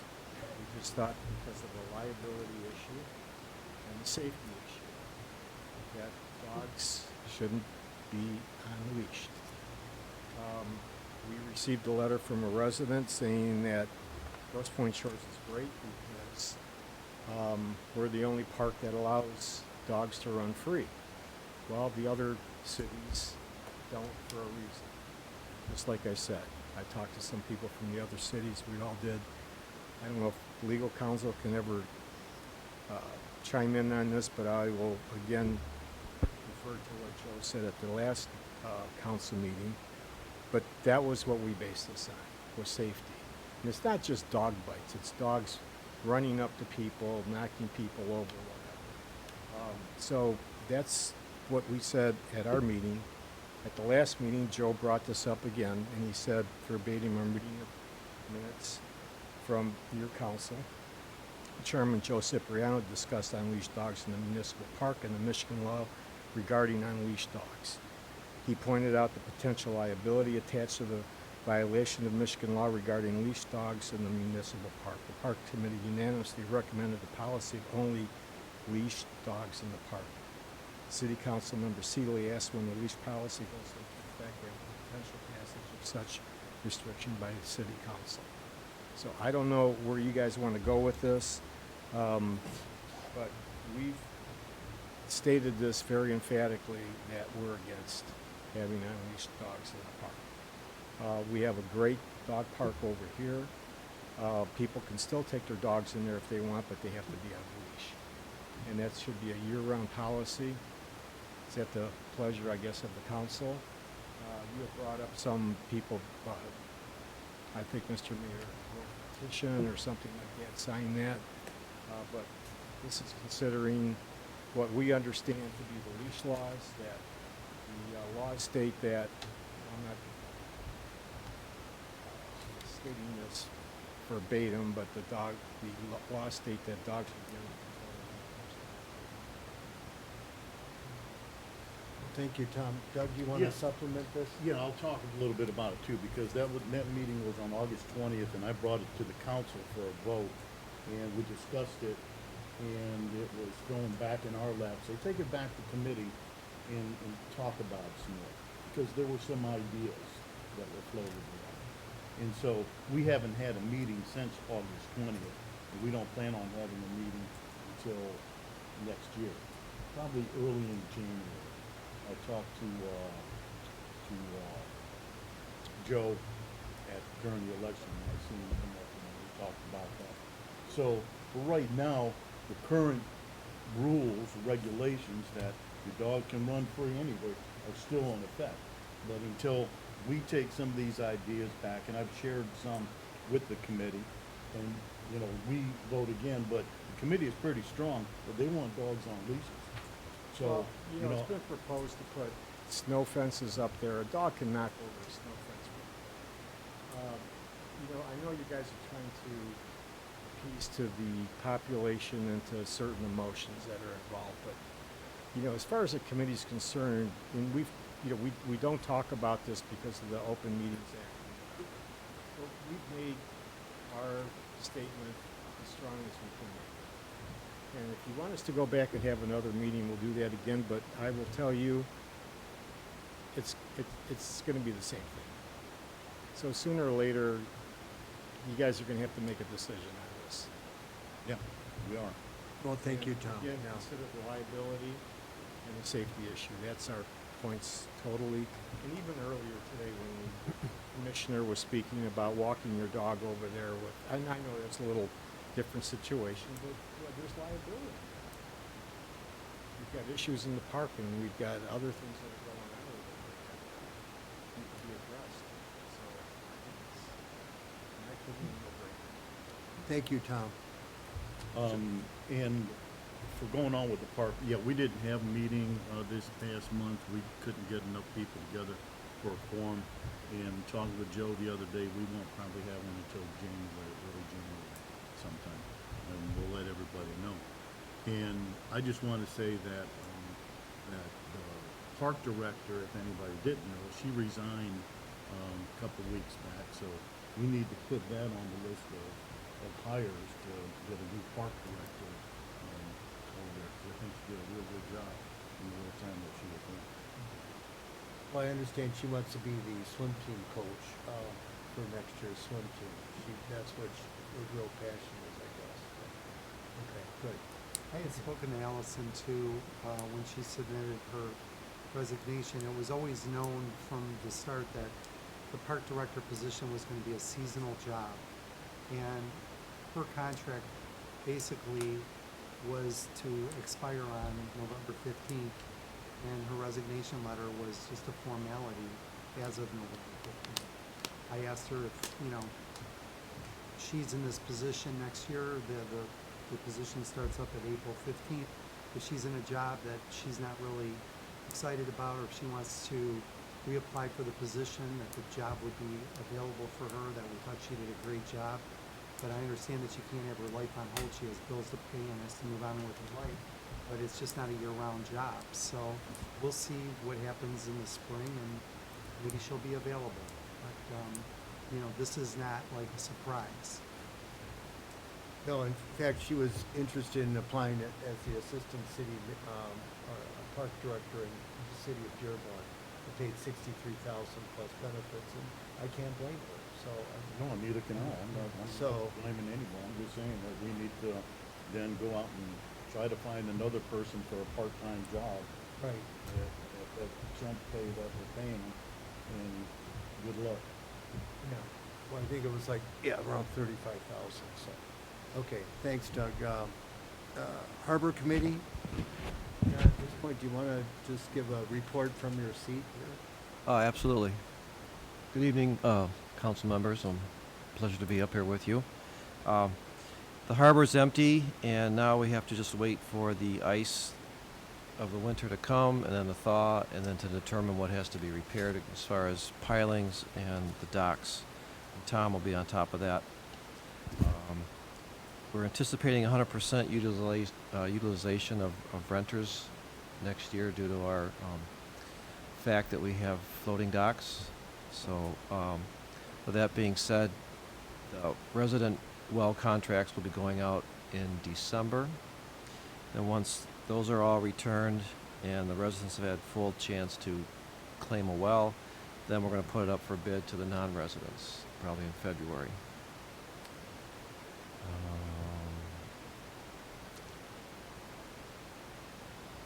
Our next Harbor Committee meeting will be in early December.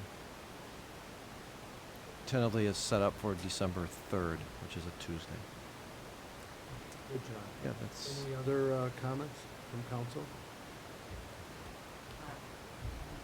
Any plans on increasing the well weights? We're going to discuss that at the committee meeting. There was a motion that, I think it was, Bob, what was it, 3 to 5 years? 3 or 5 years. Yeah, that we just increase it at a set rate. I think it was 3% a year annually. Correct. So they will increase, but it's already predetermined. And it was done because it was always too late to get pricing up from the other municipalities. So Tom did all the research and the difference. That cost. That was basically what we put in the motion we got passed by council. The one thing that John has talked about doing is for non-resident wells, and I don't know, we have about 15 of them, non-resident wells. 15, 16. Yeah, we can change those rates, and we're gonna probably, the committee had talked about getting some rates from Jefferson Beach and Keens and kind of blending them together and seeing what the average per foot would be, and then charge what the market would bear, instead of the discounted rate the residents get. Well, thank you, John. Thanks, Matt. Infrastructure, Bob? I think between Mr. McKee and County. Thanks, Bob. Improvement Foundation, I don't see Brett. Yeah, he is. He's back there. I'm sorry, Brett. Oh, shame on me. The new Brett. I think the whole back row did. Well, we talked about a little, we had a meeting 2 weeks ago, and of course, the tot lot is done, the bill's been paid, we are complete with that project. We continue to focus on the pickleball courts. We met with one contractor called Fort Smith out of Ohio. We're gonna meet with Nagel Paving next and get their ideas and their thoughts on a possible place and ground structure, that type of thing. We're also looking at the ice rink again. We had determined that putting a major one in without making sure that it was gonna get used was a possible issue was. We're thinking about doing a temporary one behind the baseball diamond over here. See what kind of a response we get from the public. And the last thing I need to talk about real quick is our tree planting program is in full force right now. We are planting about approximately 20 trees throughout the village area. And that is part of the, Marine City will be their contractor again this year. And we're happy to say that DTE gave us a grant to help us offset our costs. So we'll work with Rob Squires for that. And other than that, between the pickleball, ice rink, and the tree planting program, that's my report for the evening. If there's any questions, I can help you out with. Brett, any questions? Well, thank you very much. That Nagel, are those the guys that did the tennis court? Correct. Okay. Because I know Court Smith, talked to them guys too for the tennis courts also. Portsmouth did the yacht club pickleball course. We kind of invited them up here, but they want to look at some options, and so do we, so. Okay, good. Thank you. Thank you, Brett. Legal report, Brian? Thanks, Mr. Mayor.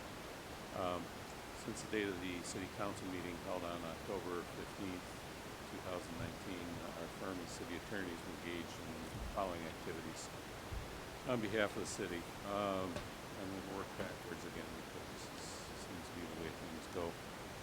On city council matters, general city council matters, we conferred with the city regarding various management transition, Open Meetings Act, city ordinance compliance, and statutory interpretation matters.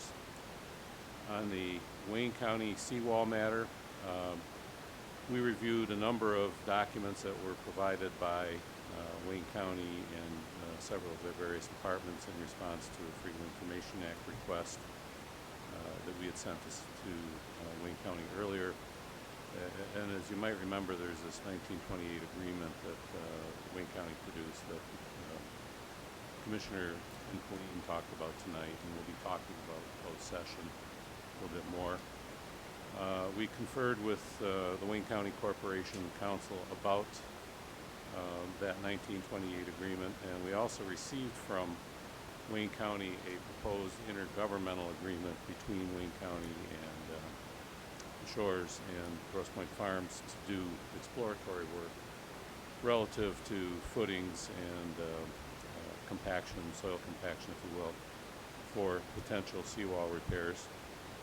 We prepared a legal opinion to City Council for review tonight in closed session with regard to the intergovernmental agreement, which again is in draft, and some other issues relating to going forward next steps.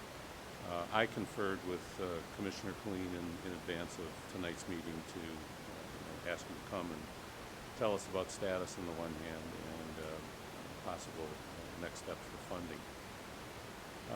On solid waste disposal matters, we conferred with the city regarding solid waste disposal fee contract proposals that it received from another waste facility.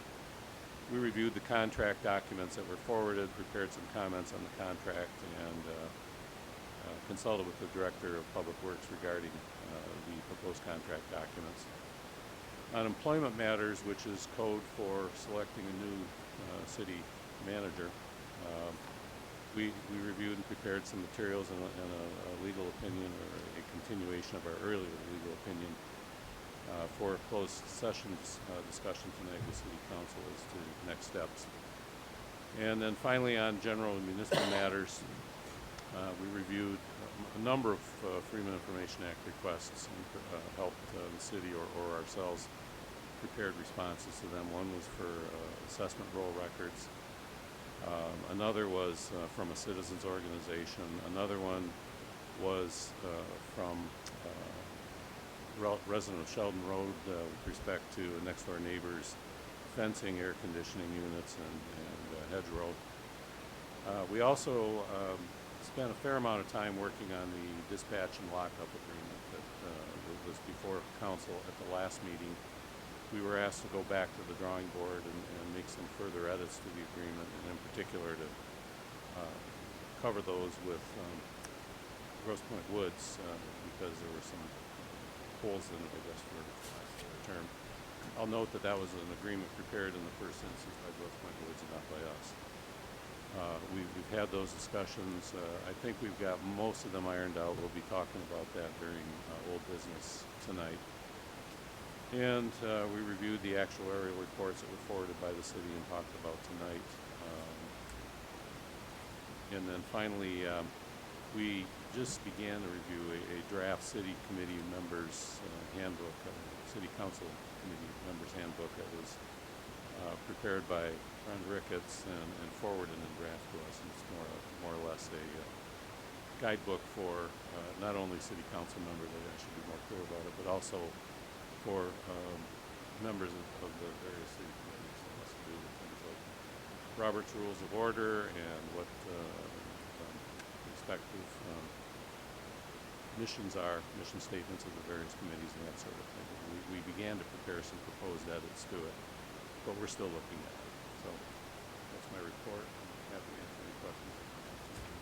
Are there any questions of Brian? Okay, thanks, Brian. Good report. Old business is the Grosse Pointe Shores Wood proposed dispatch and lockup agreement on page 51. We've gone through this a couple times. We have a new council now, Brian, and so I wanted Danielle and John Siegel to participate in this process. Main change, it was a 3-year agreement with an opt-out. Now it's a 1-year agreement with an opt-out, very short opt-out. We have a little bit more legalese. There's a whole page of insurance, termination, modifications, choice of law, independent contractor that was added, so that's good. I mean, is there anything else, Chief, that we should, consider before?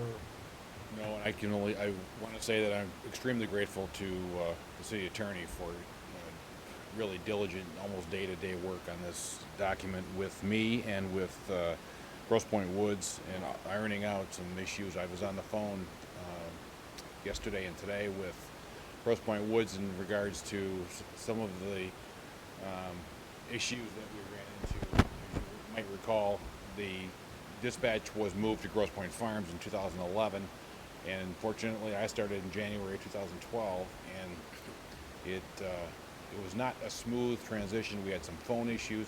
We've discussed that today on the phone. I have the 2 phone companies speaking to each other now. So as far as compatibility, as far as the phone trees that are going to direct the calls, we've been working pretty hard to try and make this a smooth movement through. I can tell you that I showed the PowerPoint last month with the facility.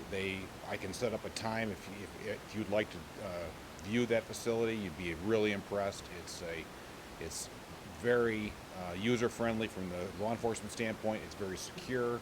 No prisoners walk past civilians anymore. It's a very secure process, and it's ADA compliant, etc. And so, and if I can set up a date, if you're interested, you can go out and take a look at that. But beyond that, no, we've worked. This is probably we're looking at probably draft 18 or 19 here, and we've been doing this for a couple of years. We're just hoping that we can get a smooth transition here and utilize their facility. Okay. Thank you, Chief. I know with the farms early on, there was a problem with one employee not answering the phone properly, I guess, as residents are used to. That's the other thing. This contract gives Grosse Pointe Shores far more latitude in hiring, interviewing, disciplining. It gives us a say in, I'm going to assign one of my supervisors to manage this on a day-to-day basis so that these issues that they do arise don't become a big issue. And so we have far more control in this contract than we do currently in the Grosse Pointe Farms contract. But this contract still states the woods personnel, hiring, firing, rest with the woods exclusively. you can consult, but there's no joint authority. And if they have a bad apple, if you will, you don't have any authority to get rid of them under this contract. No, that's true, but we have far more input than we did into hiring and discipline, which is stated here. And you're okay with that? With my current relationship with Grosse Pointe Woods, I'm totally comfortable with that. I truly am. Chief, you said the last time this came up that we would be doing the processing, booking here at our station and then taking them over to the woods. Is that changed? Because it says here under section 11, part A, detention of persons awaiting processing, booking, court appearances, or transportation to the jail for a period not to exceed 48 hours are included in the lockup services. I'm sorry, where are you reading? It's on paragraph 11A. 11A, lockup services shall include but not be limited to the detention of persons awaiting processing, booking, court appearances, transportation to the jail. So are they now gonna be doing the booking or, No. okay? But it says it's included here in this? I think that's those are people who,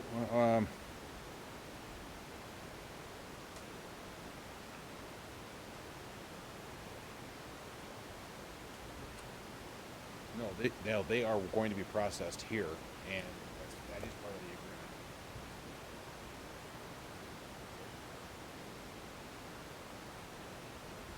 Yeah, the fourth line. Are you referring to 12, paragraph 12? No, I mean under lockup services, paragraph 11, and then it says in section A, it says the lockup services shall include but are not limited to the detention of persons awaiting processing, booking, court appearances, or transportation to the jail. That area was designed to, if we have a prisoner here that is that we can't process for any particular reason here, for if he's violent or something like that, then we would go and we would utilize their facility. For the most part, we are processing all our prisoners here.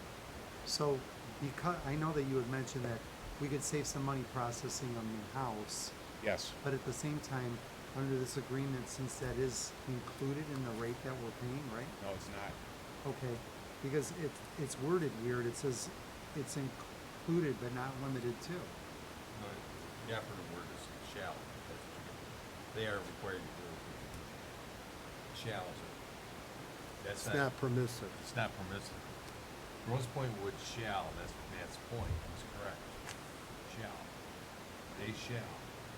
It says, not in the discretion of Grosse Pointe Shores. You could say lockup services may include, but not limited to. Because shall is a command, and it's an I get that. Yeah, we can amend that. That's not the intent. I understand, I just, you No, know, I I know. appreciate that. I know from your last presentation, I thought that was a great point you had brought up, and it looks like it's been reversed here. No, it has not. Okay. I will have that clarified for sure. Let me suggest something. Earlier today, I had, first of all, I sent this is still a draft, and this is not, till you as city council approve this doesn't become binding on our part at least.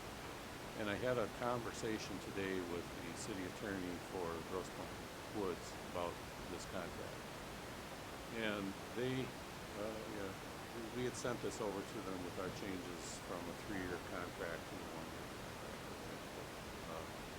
He didn't seem to have a problem recommending that to the city council after this council's approval of the contract in the final form. They kind of choked on the notion of Grosse Pointe Woods naming Grosse Pointe Shores as additional insureds under Grosse Pointe Woods insurance policies, and I really couldn't understand why. Especially if our officers are going into their building. That's right. Because of the cost of defense. They're obligated then, their carrier will provide the legal defense for our officer in the event of a suit. That's why I put it in there. Oh, and I understand that. That's why I made it. Yeah, and I understand that. It's the right thing I to tried do. to explain that to him, and he said, well, I said, what's the downside if you can get a free additional insured certificate out of your insurance company. What do you care? And he really didn't have a response to that. And I said, well, you know, what if it were made mutual? In other words, you know, both cities have liability, this potential liability in this dispatch and lockup circumstance. In other words, what if the Shores names your guys as additional insureds and vice versa? And, you know, I'm not sure if he was computing with them or not, but he said, I'll look into it. Everything else seemed to be acceptable.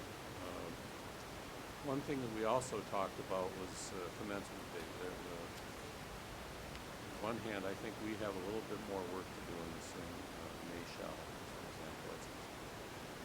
And on the other, it anticipates the commencement date of December 2. There's two ways to handle it. I mean, he talked about making a commencement date possibly January 1 instead of December 2, which is Monday. And that should be acceptable to council, I don't think, to work out the kinks here. The other is you can keep the same commencement date of December 2, and there's a proration abatement agreement. There's a provision in here that says that, you know, we don't get charged until services actually begin to get provided. So you get a pro rata. So we can do it either way. But the point is, it's still in draft. This is, I had hoped that I would get some comments back on it. I sent it over on November 6th, but everybody's busy, and I didn't. So I took the liberty of sending it to council for Grosse Pointe Woods, saying just to keep this moving, have a look at it and let me know what you think, and then we'll talk to our council about it tonight. So that's where we are. So let me ask you this from a process standpoint. Is the order of what should take place, we should have a final document, Grosse Pointe Woods approves it, and then we agree to it? So then tonight we shouldn't be voting on it. And I It should also, be effective January 2nd then. I also think, yeah, January, I mean, you know, if First. Woods is saying they're okay with it, and our council's okay with it. There's two questions there. The legal stuff, the citizen sheet, operational, when do you mean you're ready to change? When is the farms ready to kick, to shut the phone off and say, this is what we call these guys? Is that flexible for you? I already have release letters from the farms on December 2nd. You know, this was, January 2nd is not a problem. I mean, if you want to start it with the new year, that's So you're open to whatever that is? we have most of our things in line for the switchover on December 2. So that- there's phones, Clemens, so Does So the real anybody- issue then is the contract itself. Because this contract, the way it is, there's no way I vote for this. It's ridiculous. So We want to go through which one it is. We want to go through this one. when is the next Woods Council meeting? 25th of this month? Okay. They're not going to be prepared until, according to their city attorney, they're not going to be prepared to completely move everything right now either. So Okay. this has gone from, you know, recommended for approval as of last Friday when the agenda came out to the telephone conversation today, in which, you know, he indicated, and I'm in agreement that let's put this thing open so everybody's in agreement on all provisions of the contract. The problem with this contract, frankly, and then this is another thing about, I guess it was written by police to start, then sent to the lawyers, then, sent police, lawyers, and lawyer, and they're really two different thought processes. Putting it through. So that's. And you forgot to talk to one of the, Sorry? you forgot to talk to one of the accountants. So under section 19, where it says independent, You guys are accountants. Yes, you're right. it says independent contractor, Grosse Pointe Woods shall provide the lockup services to Grosse Pointe Shores as an independent contractor, with Grosse Pointe Woods being responsible for all workers' compensation and other insurance. So does that mean that we will be part of their also name? Where are you in that? Paragraph 19.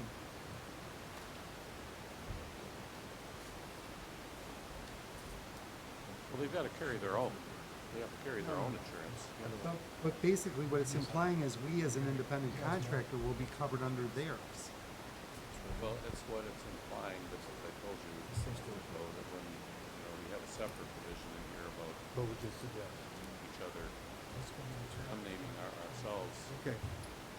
I mean, it basically says that we're an independent contractor and the Woods is responsible for all workers' compensation and other insurance. For Grosse Pointe Woods employees involved in providing the service. Yeah, We wanted as an additional insured, for example, if our, I agree with you, Bruce. if, the encompasses the scenario, let's say, our vehicle's in the garage. The garage catches on fire. Okay, and our car gets burned, our radio gets destroyed. But as an additional insured under their liability insurance, we don't have to Right, file the right. period. And we want that kind of protection. That's why. We have privity of contract. We want that Yeah. kind of stuff. That's where we're really going. Right. And this should, so. Well, the bottom line is we still have some work to do. And we want to.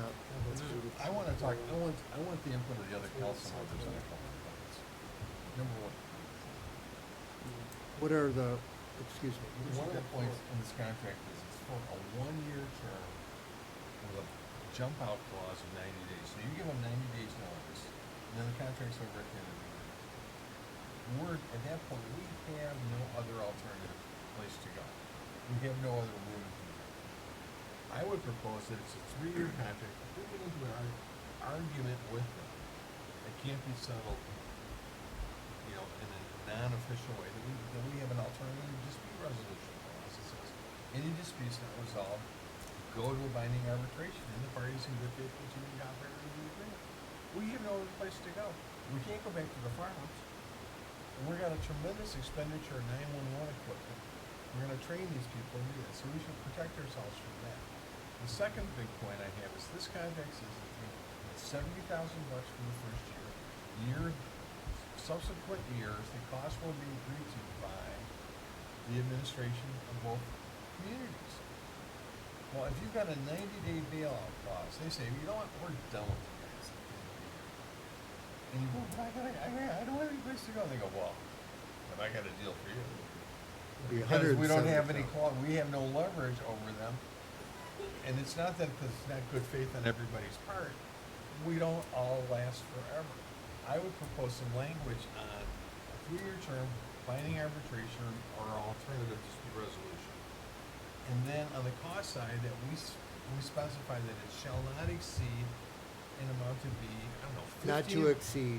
Well, our cost, like with 10% more. our auditors, we have a 2 to 3% cost estimate. And we have a guaranteed fee agreement for 3 years, and you can raise your cost up to 3% years. Pick a number, I don't care if it's the, Why would if you you wanna have- use the COLA adjustment or whatever, you wanna use what the state of Michigan says property tax values are going up. Pick an index that's objective and everybody says that, and hold everybody's foot to that. Because otherwise, we're gonna go from 70,000 to 140. Well, that's why I wanted a 1-year term, because year 2 and year 3 were so vague and indefinite. In fact, there was no specified cap or. Well, and that's the point. It started out as It was 3 years. Started out at 3 years, and then it was demanded, if you will. But year 2, year 3. Down to 1 year with a 90-day clause in it, and now we're going back the other way. So That's I'll fine if you do wanna whatever push- the that's- council wants. But in a way, it's 90 it's valuable what he's saying in that if we do a long-term agreement, knowing we've got a 90-day escape clause, and at the same time a set fee schedule, that's something we can hang our hat on. But would they agree to it, Brian? Would they agree to a fee schedule? The proposed I mean, the reason I was against the 3 years, because year 2 and year 3. We're so ambiguous, yeah. There was. We just put a cap on it. If it's less than that, the parties agree to it in good faith negotiation. We're 8 years into flying without a net at the moment, so. Well, we wanna learn from, But I'm in agreement. I think that, if that's prudent, from a lawyer standpoint, or an accounting standpoint. The other thing too is that the input that we had as chiefs was strictly operational. We never intended to get into the insurance or to the other fine points that's certainly for other professionals. and that's the point to take away from this is you have to be completely satisfied with, you know, we can talk about additional insurance and all that. Nobody cares. When they dial 911, they wanna know that it works, and that you're comfortable with the way the arrangements are, knowing the pitfalls that you and I went through 8 years ago, when everybody was throwing pitchforks at us, because they, yeah, buddy, hold on, you know, that kind of stuff. We even worked out today a non-emergency call initiates from Grosse Pointe Shores, and it goes to their dispatch center. Precisely what you said a couple years ago is that they need to answer that phone in Grosse Pointe Woods, Grosse Pointe Shores Police and Fire, and they'll get a separate ring, a very distinct ring on their handsets. So when that rings, our residents are going to think that their own dispatch is answering the phone. And when we had problems with the farms, is sometimes the farms would answer at Grosse Pointe Farm Shores, and sometimes they would answer at Grosse Pointe Farms Public Safety. Well, people were hanging up; they think they had the wrong number, you know. So we've addressed that issue as well. And sometimes he answered it very rudely, you know. Well, that's that was something we're hoping to head off. So Ted, what do you want, a motion to table? Well, I would agree that we need a motion to table. Brian, Chief, we have to go back to the woods to see if they're in agreement. And like Brian said, I don't think the Woods is totally finalized with this as well. I haven't had communication with the city attorney, but I think they're going to be willing to As long understand. as you've got flexibility in your startup. We do. In your, But then we need a motion to I'd like table. to move that we table this until a final agreement is reached for us to consider. Is there a second? Well, it doesn't call for action, but I don't want it to be, well, I guess, to be, Do I have a second, or? is there a second for it? Second. Okay, all those in favor, say aye. Aye. Anybody opposed? Okay, thank you, Thank you. Chief. New business, the PEG agreement, page 58. This is an extension, a 3-month extension over the course of 19 pages. Take 3 months to read it. I mean, basically, right now, we have a PEG agreement involving the Grosse Pointe War Memorial, and the money that comes from Comcast, AT&T also, I think, goes directly to the War Memorial. And again, some of the other cities have raised questions about this. Against the recommendation to extend this to buy us 3 more months to March 1st to figure out what to do with the PEG issue. So I need a motion.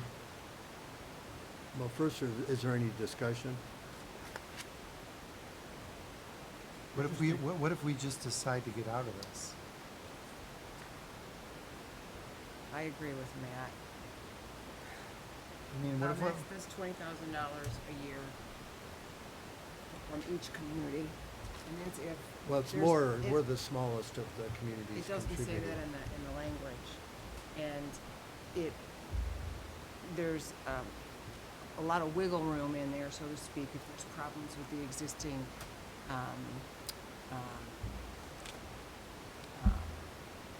television system upgrades that they may move some of the monies from one community to another to manage those upgrades, and you don't really have any say-so in the matter. I think in this day and age, we don't have to do that. I mean, there are a lot of communities that just put things on YouTube. If there's a citizen that's interested in watching what's going on in City Hall and they can't make it, I mean, we have it directly on our website. you can just click a link. And I mean, if they want to, I mean, we could give them a thumb drive, my God, if they requested it. The city of Franklin does not have this system. They don't have those issues, and it's a similar city to Grosse Pointe Shores demographically and size. So I just don't know why we're spending money on that, and I think we can do some things more modern. A lot of people are looking at YouTube. The only thing I'm not sure of, Danielle, you raise a good point, is the FCC, the Federal Communications Commission, apparently issued some new regulation. And the new regulations indicate that if you don't have money going to like in this case, the Grosse Pointe War Memorial, then you don't get to keep it. Then it goes back to the provider. It would go back to Comcast or AT&T. And so they were researching at Grosse Pointe City. Pete Dame apparently has a fair amount of experience with this FCC regulation. It would cause a reduction of all our franchise fees for the placement of the units on poles. But it also would restrict what you could, apparently we default don't sign this agreement. And I'm not sure of this, but Pete Dame from Grosse Pointe City said that those monies then default back to Comcast.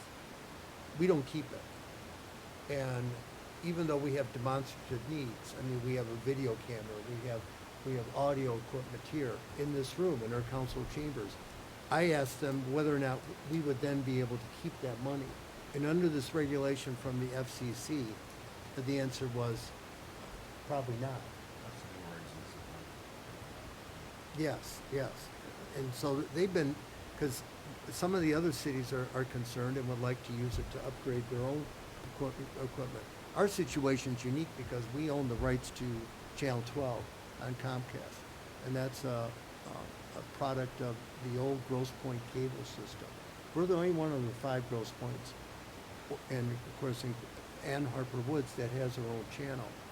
But if we want to use more of our time for programming, like the city council meeting, under this new regulation that was finalized, and Bruce, you're right, I think it was the early part of the year, beginning of summer, then it strips away the authority of the municipalities to basically do what they want with this money. I don't understand it, because then it would go back to Comcast or AT&T. We were going to call for an audit of Comcast. We signed a 30-year non-exclusive agreement 10 years ago with Comcast. Still has 20 years to run. There's an audit provision in there. If all the other Grosse Pointes join in together, we have a right to audit the calculation of the franchise fee, which we receive every year. You know, and I think it's been going down a bit every year, but it is miscellaneous income to Grosse Pointe Church. You look at our financial statement, you'll see miscellaneous revenue. Some of that is our franchise fees from Comcast, principally Comcast and AT&T. By far the biggest payer of PEG money is Harper Woods. And then it goes down based on the size, based on the number of subscribers. So, but again, this final regulation, we were trying to get some clarity, because they said, well, fine, if you don't send this to the War Memorial, if you opt out of the agreement, Comcast would be very happy. That money goes right back to Comcast. But if it does, we would have to be able to keep Channel 12, right? 'Cause We we're keep Channel 12, but we don't have the money.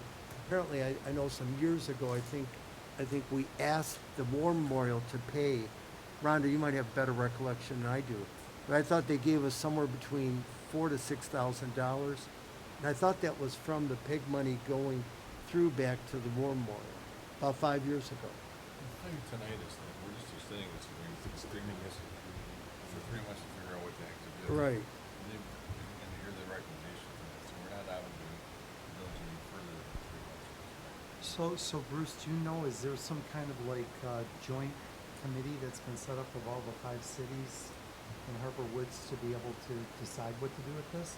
Or are we just gonna get presented with this in March and have to look at it cold? They sent an RFQ out, and it's part attached tonight, asking the providers for proposal on community access channels. And then, at this point, Memorial will take the PEG piece and through this consortium, it's gonna take all 5 to agree. But I mean, as far as working out the language and making a decision, is there a consortium already set up? I mean, or is this just gonna get presented to us in March and we're gonna have to? No, there's a committee. I know Pete Dame from Grosse Pointe City was working, I think, You with. would have a representative on it currently, it's Marlene. Because this has come up at, we have a mayor managers meeting next month, I think December 12th, and this is on the agenda. So, and again, like I said, it gets complicated because the FCC has really thrown a wrench into the municipality's flexibility in dealing with this extra money. But essentially, we forfeit the money, if, the way I understand that FCC regulation. Well, how much money are we talking about? 20,000. It's a grant, right? We're just basically allocating our grant money to the War Memorial. but in the Harper Woods, it's a total of 300,000 divided by 6 municipalities. By far, Harper Woods is the largest. I think Grosse Pointe City was 35, the park was greater, the farms was greater. It totals about $300,000. But our grant is what, 20? 20-something, Yeah. with AT&T. So we're just basically, we're deciding where that money gets placed by getting it to Wilmington, right? That grant money? Well, what all the cities are trying to do is say, can we keep some of that money ourselves? Instead of going, they asked the War Memorial for details on the expenses related to their studio. And then apparently, we were told the studio was closed down. So like when they have Mayor's Prayer Breakfast, they used to record it. Well, they don't have a recording studio like they used to. That's where the PEG money got used. So Louis Theros from the farms, and I know Bob Denner in the park, they went and had a meeting with Charles, I think, about this issue. Somebody said, well, let's have a 1-year extension, and most of when we had the meeting the last time, they said that's too far, that's too long. We would agree to a 3-month extension. So, I mean, here we are. And March 1st will come by quickly, but they are working on it. I know it's on the agenda for December 12th at the mayor manager's meeting. What if we ask the War Memorial to be responsible for maintaining the recording equipment in our chambers? Well, and again, I think we've done that. I know Mark did that and got some money back. Because our camera and sound equipment and everything, I've heard so many complaints from residents that it's inaudible, the picture is not clear, and we don't have the money to upgrade all this stuff, but. That was the intent before they changed the stupid law. We were gonna tell them that we wanted our PEG money ourselves, and that was exactly what we were gonna spend it on, was upgrading our audio system. And then they decided to change, the FCC decided to. And federal law, of course, preempts state law. So the doctrine of preemption is very strong. Federal law always trumps state law. And in this case, the federal FCC, it was a legislative regulation, it has the binding force of law. And so Peter Dame, who was researching Grosse Pointe City and gave us like an hour presentation, kind of convinced us that maybe we don't have a remedy here. We don't really have a viable remedy in terms of trying to retain that money. So, Mr. Mayor, are you recommending we go forward with this extension? I think at this point I would agree, because I know it's on the December agenda when we meet with the other mayors and managers. A period up to 3 months. Again, originally someone suggested 12 months. They said, no, we won't agree. I mean, it's got to be unanimous. If this is a resolution by the 5, we're together on this in terms of the issue, because the PEG money binds us together, even though our portion is the smallest, numerator in the equation. And so at this point, I think that there's really no harm to go to March 1st, which will come by very quickly. We'll have further guidance as to whether or not this regulation can somehow, we can make sense of it and perhaps retain some of this money. But, we had a computer that we replaced which televises this council meeting. There's a camera over there. We have some audio visual, some speakers here. We have upgraded them. We did get a few $1,000s back from Mark, but at this point, I think I would ask that at this point we extend it, the present agreement, for 3 months. Danielle, do you have another point on that? When I looked at this original proposal, the area that really bothers me on page 3 is the total anticipated annual contribution for the member communities for this program service equipment is approximately $300,000. And the caveat is, but the final amount is dependent on how many communities sign the agreement and how much, if any, of the PEG fund monies would be reserved for updating municipalities like Grosse Pointe Shores. In other words, we may be on the hook for a lot more than the other 5 communities. Well, the starting point's the 30, and then, right. Yeah, right. So that's my concern. So that's all. I mean, they could say, oh, this is going to cost a lot more, so you're going to have to pay $40,000. Well, my understanding. As opposed to an equal amount split 6 ways. So I see. That's my only concern, and I just don't know what the value is at this point. This is the request for proposal. My understanding today, if we extend it, it just buys us time so we can figure out how much retainage we have of the money that we generate from our from our PEG So fees. do you think it would be possible when you have a mayor-manager meeting, and this is an agenda item, to maybe specifically discuss this area? Sure, sure. Okay. Because we're not signing an agreement. Right. All we are today is really, I'd like to move that we accept the proposal and grant the 3-month extension. is there support for that? Any further discussion? If not, all those in favor say aye. Aye. Any opposed? Okay. Well, the next item is Public Act 152. This was created by state law, as I think by November of 2011, right after the Bruce, Bob, we were all elected. And we had to make certain decisions regarding a hard cap, an 80-20 cap, or really doing nothing, but it requires that every year we have to indicate what we are, what is our proposal for the following year. We currently are an 80-20 city. I think we're the only Grosse Pointe that is, which requires that active employees, all active employees have to pay 20% of their health care costs. We pay 80%. The actual cost of a family-provided health care policy, I think, is around 18,000, 17,000. So we would pay 20%. I mean, they would pay 20%, 3,400. It's led to some hardships, you know, public safety, public works, or whatever. And again, it shows you the dichotomy we have, that we would pay 80%, and the employee pays 20%, but if they retire, then they pay 0, and the city would pay 100%. But we have to sign a resolution every year, basically affirming where do we stand under this law that was passed in 2011. So this would be a continuation of the current policy? A continuation of the 80-20 policy that we have. So, is there it's on page 80. I need a motion to indicate what our intentions are. I'll second. This is for an 80-20 plan to continue what we're doing now. Okay. All those in favor say aye. Aye. And the last item is again a creature, a matter from the Michigan Tax Commission. They require every city, every taxing authority in the state of Michigan to have a policy regarding poverty. And Rhonda, we've never had anybody apply, right? Oh, we did? Okay, I didn't realize that.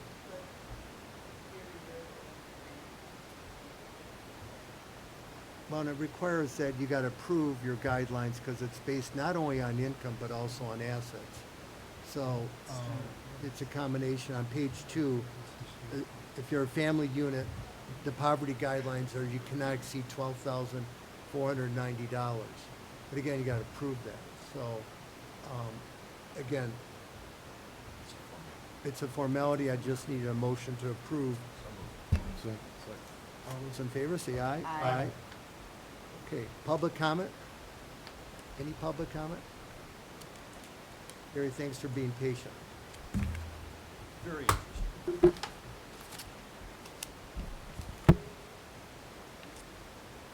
Good evening, everyone. Harry Kurtz, 1040 Lakeshore. I was hoping our city attorney would report back tonight on his findings about the use of the official Grosse Pointe Shores mi.gov email addresses with respect to the Friends of Grosse Pointe Shores secret Facebook group. But then it occurred to me that Mr. Renaud probably doesn't have access to that Facebook group either. So how could he conduct a thorough review, if I'm not mistaken? My problem is that using a council member's official email address to recruit and sign up members to this social media group sends a message that this group has some sort of official standing. But the mayor said at the last meeting it's private and not approved by Grosse Pointe Shores. The village has no control over what's posted and what isn't. I believe that's what you said, Mr. Mayor. Meanwhile, we have Grosse Pointe Shores management employees and appointed officials acting in concert with the council member as co-administrators of the site.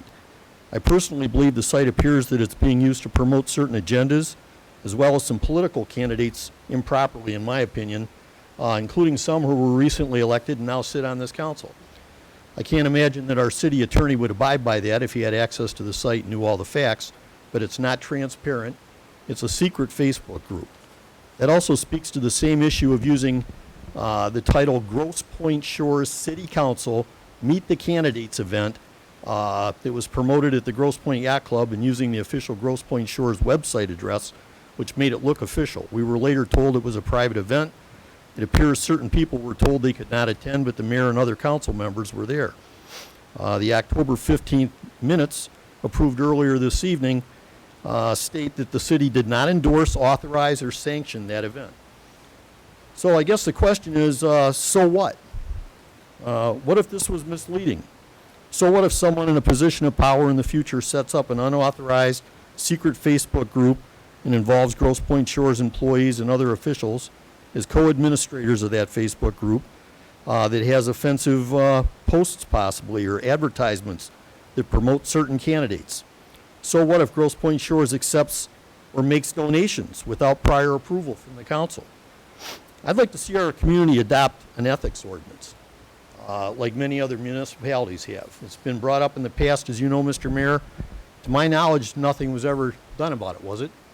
No, I brought it up in 2014. Yeah. I think you should appoint a committee, this is my opinion, of residents who are not currently involved with your council and government to draft a fair and transparent ordinance. There's plenty of examples out there. In fact, I've got one here. Mr. Renaud, maybe you'd like a copy of this. There's plenty of examples out there, and I think the important thing is to do it sooner rather than later. I'd like to see us change the equation, maybe get this council out from under this dark cloud and off on the right foot if we can. Okay, good points, Harry.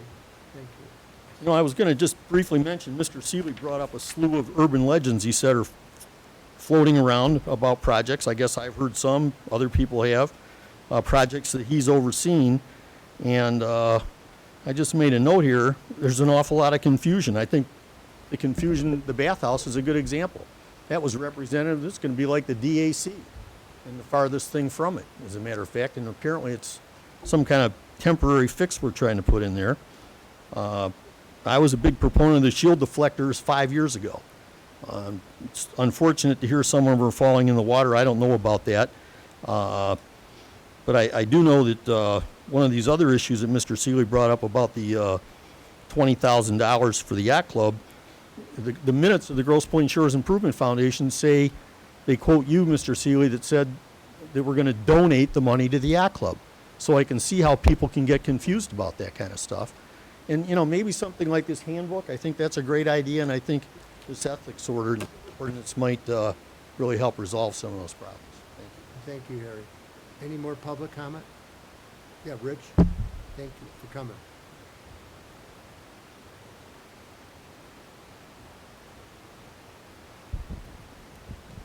Good evening, Council. Richard Russell, 882 Lakeshore. In compliance with the mayor's request of prior meetings, I'm just here to give you an update on Deeplands. We have currently completed most of our underground improvements, except for the stormwater detention, which is part of the Federal Clean Water Act. That will occur sometime right after Thanksgiving. The pipe will start showing up next week. It's pretty good size. It's 8-foot diameter pipe. It's 900 feet long. So we'll have two side-by-side lengths on the east side of the property line. And when we start digging there, I guess with the work that we've done, you haven't seen nothing yet. We're going to be putting some pretty good sized holes in the ground. The concrete is currently being poured for the two roads. That should be completed prior to Thanksgiving. It was cold for a while, so we had to suspend, but now that the weather has cooperated, we are fully compliant with the MDOT requirements for pouring concrete. Hubbleroth and Clark, Brett Smith, and our engineer are all in agreement as to the process and to the procedures. So hopefully we'll have the roadway done before Thanksgiving. All the underground improvements will be done prior to the end of the year, at which point then we will be coming back to council. There's one final step in the approval process, which is the recording of the plat. As you know, there's 16 lots that will be created from the current 8 acres of the parcel that the Stackpole property consisted of. Some certain reports that will have to be obtained from Wayne County for the installation of the stormwater detention from Hubble, Roth, and Clark as to the adequacy of the improvements that were put in and that we comply with the requirements of the village and its ordinances, so on and so forth. Once the council approves that, we'll go through the various signatures of the county and then get it recorded at the state level. And then we'll have 16 buildable homes, or lots for homes. So that's our status right now. It's been exciting. We've got good guys working with Salvatore Excavating, probably the premier contractor, at least from Brett's point of view, from Tim's point of view, who was our inspector at HRC. He's very impressed with Salvatore. Salvatore company and our company go back to Mark's, Salvatore's grandfather, and my grandfather. So we've done a lot of work over the last several decades, and it's a good project. It's going to be fine. So that's Deeplands. The second item I wanted to speak about is on a personal note. A couple years ago, I inquired from the people upstairs as to a description of what's called, what is the boundary of the village of Grosse Pointe Shores. State law requires every township, every city in Michigan to have a boundary survey performed and registered with the state of Michigan. It's supposed to be kept by the county, by the city clerk, and it's supposed to be available to the public for asking for it. I've never been able to receive a copy of the boundary of the village of Grosse Pointe Shores. There's certain ordinances that require residents to comply with activities in the village and also prohibit certain activities inside the village of Grosse Pointe Shores. Once you're outside the village of Grosse Pointe Shores, those ordinances no longer apply. And so specifically I'm talking about the east side of Grosse Pointe Shores, which is Lake St. Clair, and the north side of Grosse Pointe Shores, which is Lake St. Clair. And if you look at the map behind you, you will notice that the seawall pretty much is the boundary of the village of Grosse Pointe Shores. Some areas of the out east of the seawall have accreted, which means buildup of the lake bottom. What is accretion? What is an accretion deed? How do you obtain accretion deeds? What is part of the village boundary and what is not part of the village boundary? Who has authority to jurisdiction over those accreted areas? And so I'm looking for information to define that, because some of the activities that occur on that accretion are outside the village of Grosse Pointe Shores, are not under the jurisdiction of the Grosse Pointe Shores or under the Public Safety Department's jurisdiction as well. So without getting into a lot of specifics about that, those are my comments about activities that may or may not occur this fall and this winter on the accretion, and I just want the council to be aware of that. Thank you, Rich. Questions? Well, reading between the lines, Rich, the people were going to shoot skeet over the lake, for example.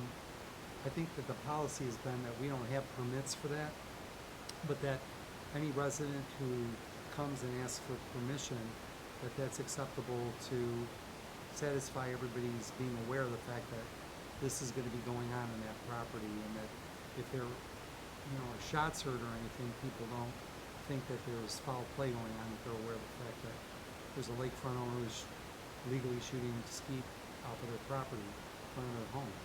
Is that correct, Chief? I mean, hasn't it been our policy that all you have to do is ask for permission? Excuse me. I don't know what the policy has been. I don't know if we're revisiting the incident. No, we're not doing anything. I'm just. Anything specific? Yeah, fine. I mean, Brian, I know that the yacht club does that annually. How do they get it? Respond to your. Yeah. So we're not dealing with that on the one hand, and my understanding is that historically, at least, the yacht club has a shoot every year, a skeet shoot at one. Right. And that there's permission granted, whether it's by permit or permission, I'm really not sure. Because the first time I dealt with the issue was in relation to Mr. Russell's stepson and his business partner. And, at that time, I do recall you asking about the boundary of the city, whether it was an ordinary watermark or whether it was something else. Correct. That to do with placement of your boathouse. And I don't know what the accreted lands issue that's filtering through is about, but we can get to that. So in answer to your question, Matt, there's an ordinance on the one hand that prohibits certain discharges in the city's jurisdiction, gun discharges of firearms. On the other, there's been this permit process, but I can't sit here tonight and tell you what the precise answer is. This isn't stump the chump. I would have to go back and, look at it under a specific set of facts and give an opinion. Mr. Mayor, do you know what the Yacht Club does in order to basically have the privilege to shoot skeet over the lake? I don't know, Brian, if it was called a permit or just a singular license. I think it was more in the nature of a license. Okay, because for some reason, I'm thinking it was a license for 3 months. During a certain time, they applied. I think they only applied one time. They never came back to ask for our concurrence. But, I mean, on a broader basis, or Rich, are you speaking of whether or not a dock that could be deemed to be portable and thus an item of personal property?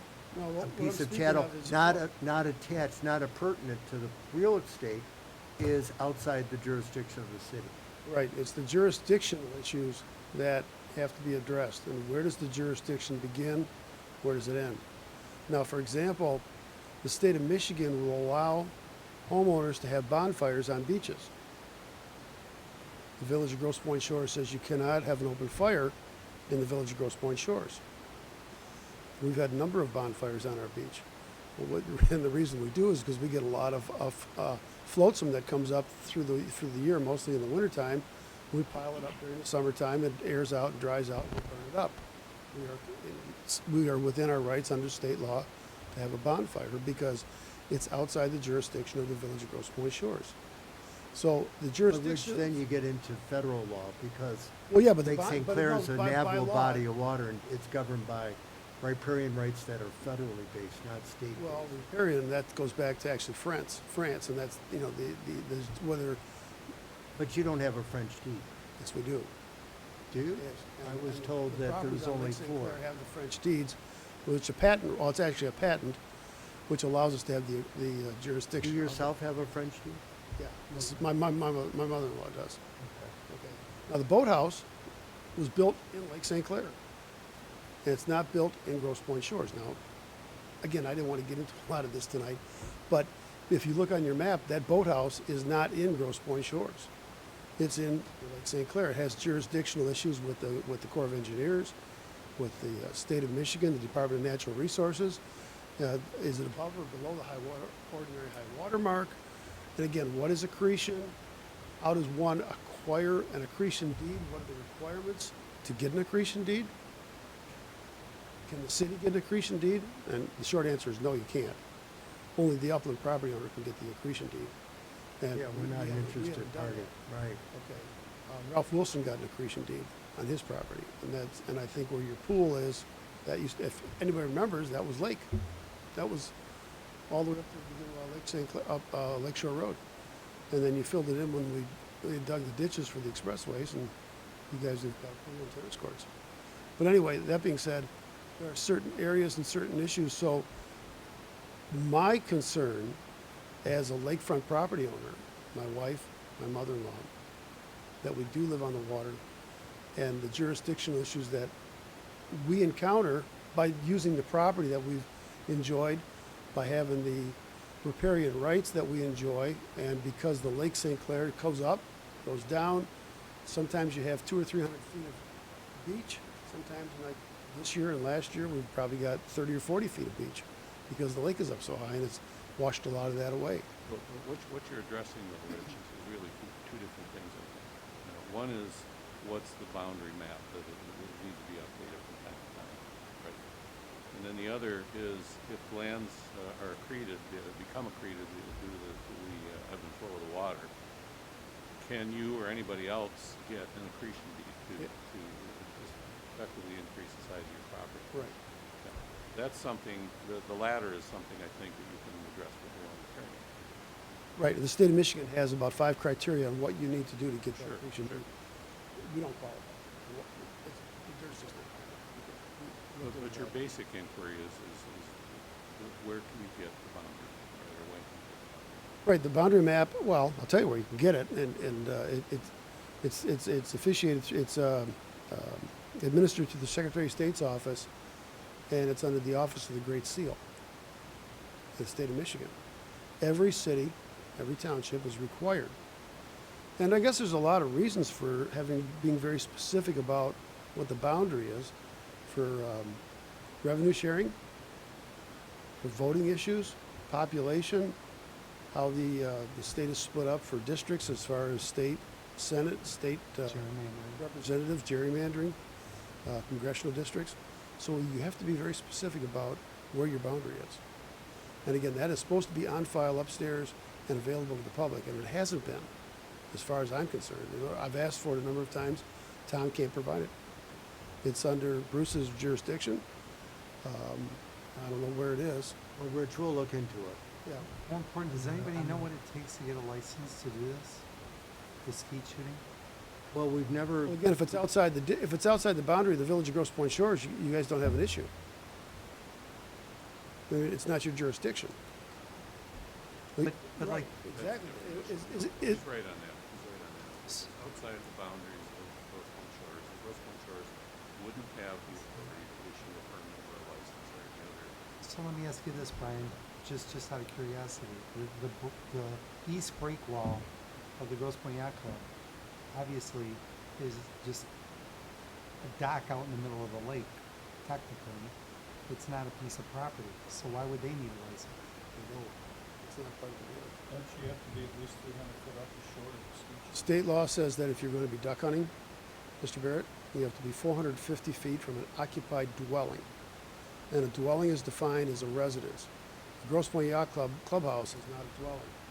So you could theoretically be shooting ducks inside the harbor at the yacht club and be under state law because you're not with it, but you're not within a dwelling. Now, it doesn't speak to skeet shooting, trap shooting, or any kind of sporting clays. It only speaks to hunting. So the 450-foot rule is strictly for duck hunting, or I guess any kind of hunting would be 450 feet.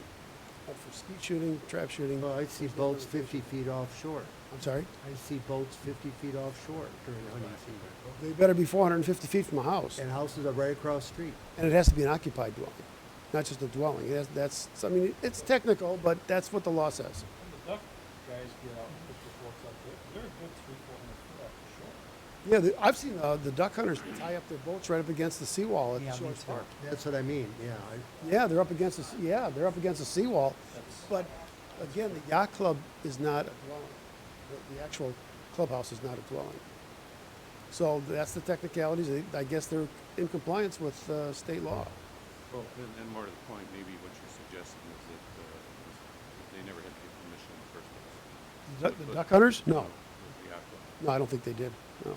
But as a courtesy to the city, they've approached the city and Probably the as a city courtesy to said say, that we're going to be no shooting. problem. Yeah.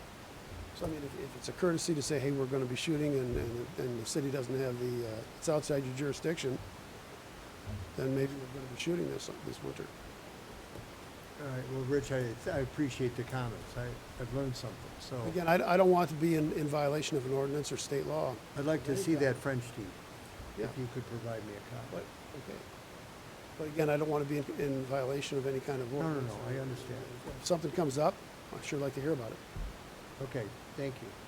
Okay, well, we'll see you soon on Deeplands and move forward. Thanks for the update, Congratulations on Rich. the cement work. Yeah. Looks good. It's going to get here just in time. Okay, thanks. Any other public comment? Okay, council comments, Bob?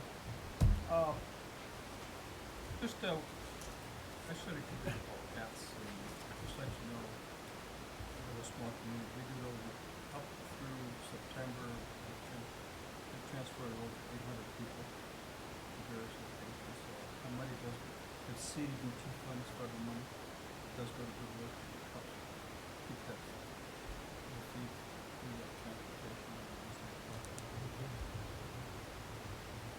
Okay, good. Matt, any comments? Yeah, I'd just like to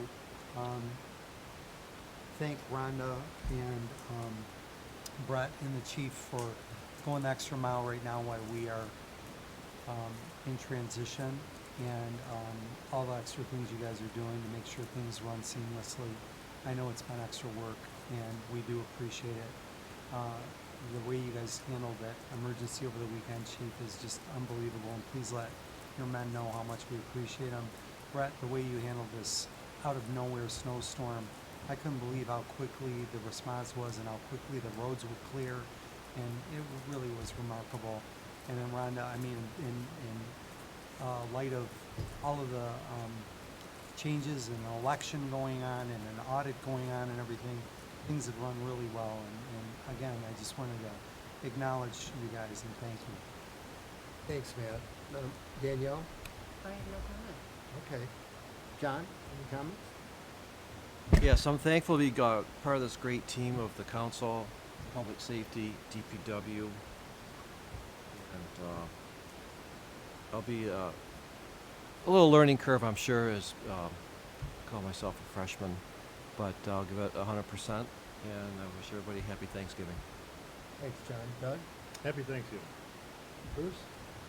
Two things. Number one, I support, I think Harry's idea of having an ethics ordinance be something to look forward to. And I would also like to expand that, clarify the use of our email accounts, that we only, when we're corresponding with email with each other, grosspointgeorge.org, email only, not our private emails, because those are foilable.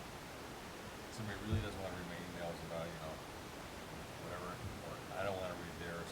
So we need to, I would strongly suggest that we have a committee that looks at both of those, and we clarify our electronic communication policies for all of us. So we have a new council, let's do it right, let's not have any confusion about it.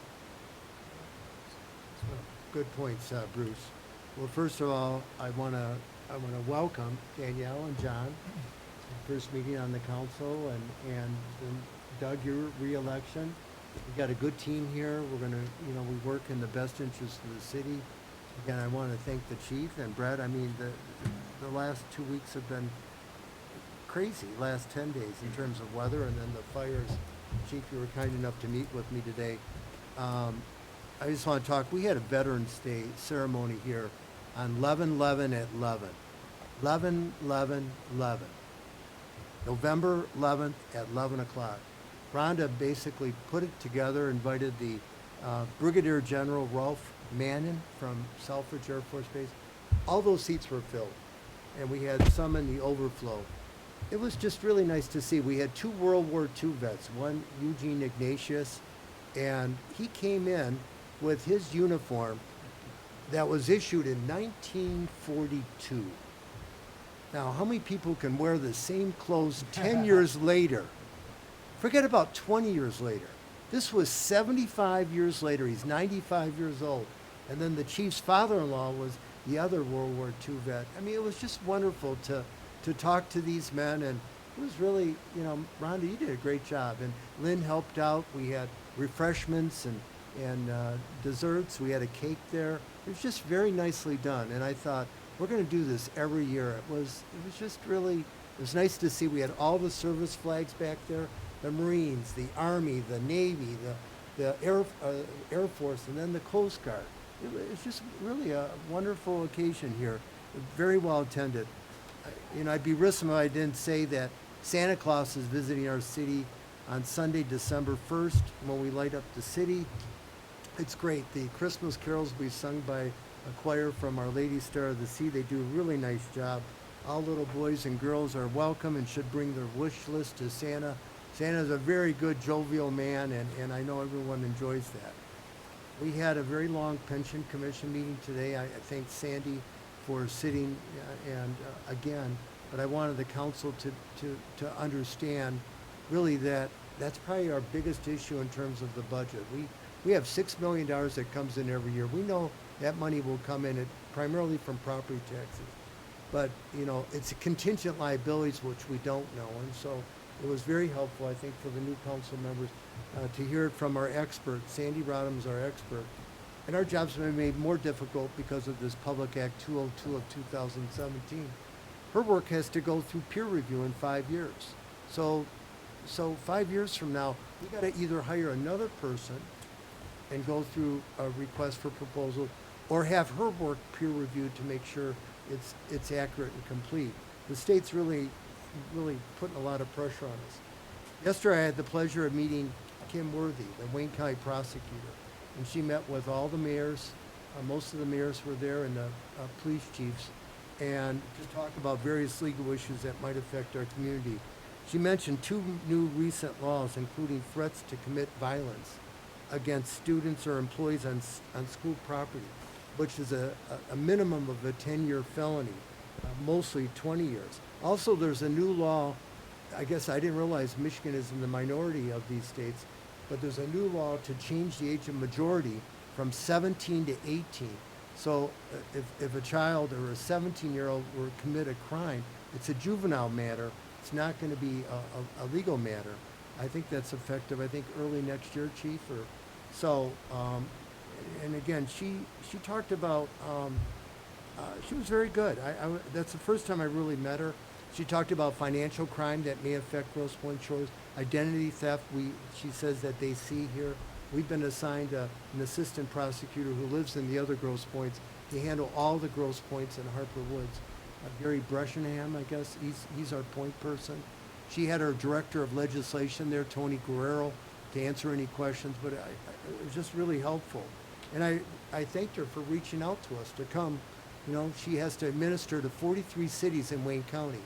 And so here she came, and the retired Judge Richard Hathaway kind of sponsored the event in Grosse Pointe Park, and it was very nicely done. And we had some good news. We had a wedding at City Hall recently, early this month. One of our Shores residents, Paul Mannion, married Dr. Fuentes early in the month, and so let's congratulate them and welcome to our city. But by the way, Brett, this is the same Paul who is now he asked to get involved. He's so young and eager and energetic, and I wish I could cap that energy. But he's on this tree board now, and him and his wife, they want to get more involved, maybe beautification and some of the other committees that we have. Next month, we're going to be making our committee appointments and assignments. And so I ask anybody who wants to volunteer, anybody who wishes to contribute to our city. I mean, that's what makes our city great. You know, our next council meeting is at 12 noon on the 3rd Tuesday, but we're also going to have a volunteer appreciation, and it does so little to compensate all our volunteers throughout the city, people that serve willingly for gratis to make our city a better place. We did have some sad news. I forgot to mention a couple of months ago, but Dan Beck died several months ago. He was a Grosse Pointe resident for more than 75 years. He was a standout football and track athlete at Grosse Pointe High School, and he believed strongly in community service. He was a trustee of Grosse Pointe Shores for over 19 years. And then just most recently, just last week, Richard Fox passed away on November 5th. Dick graduated from Oberlin College in 1950 and from the U of M Law School cum laude in 1953. He served in the Army during the Korean conflict, and he served Lake Township in our village for over 20 years, first as a supervisor, first as a clerk, then as a supervisor. So let's remember these two great men. And at this point, I need a roll call to go in closed session. We have a matter revolving employment matters and a second closed session. Those in favor of the roll call vote, starting with that, Councilmember Barnett. Here. Councilmember Ball. Here, yes. Councilmember Gellhardt. Here. Gursky. Yes. Councilmember Cusick. Yes. Councilmember Seagull. Yes. Councilmember Yes. Yes. Okay, we're going to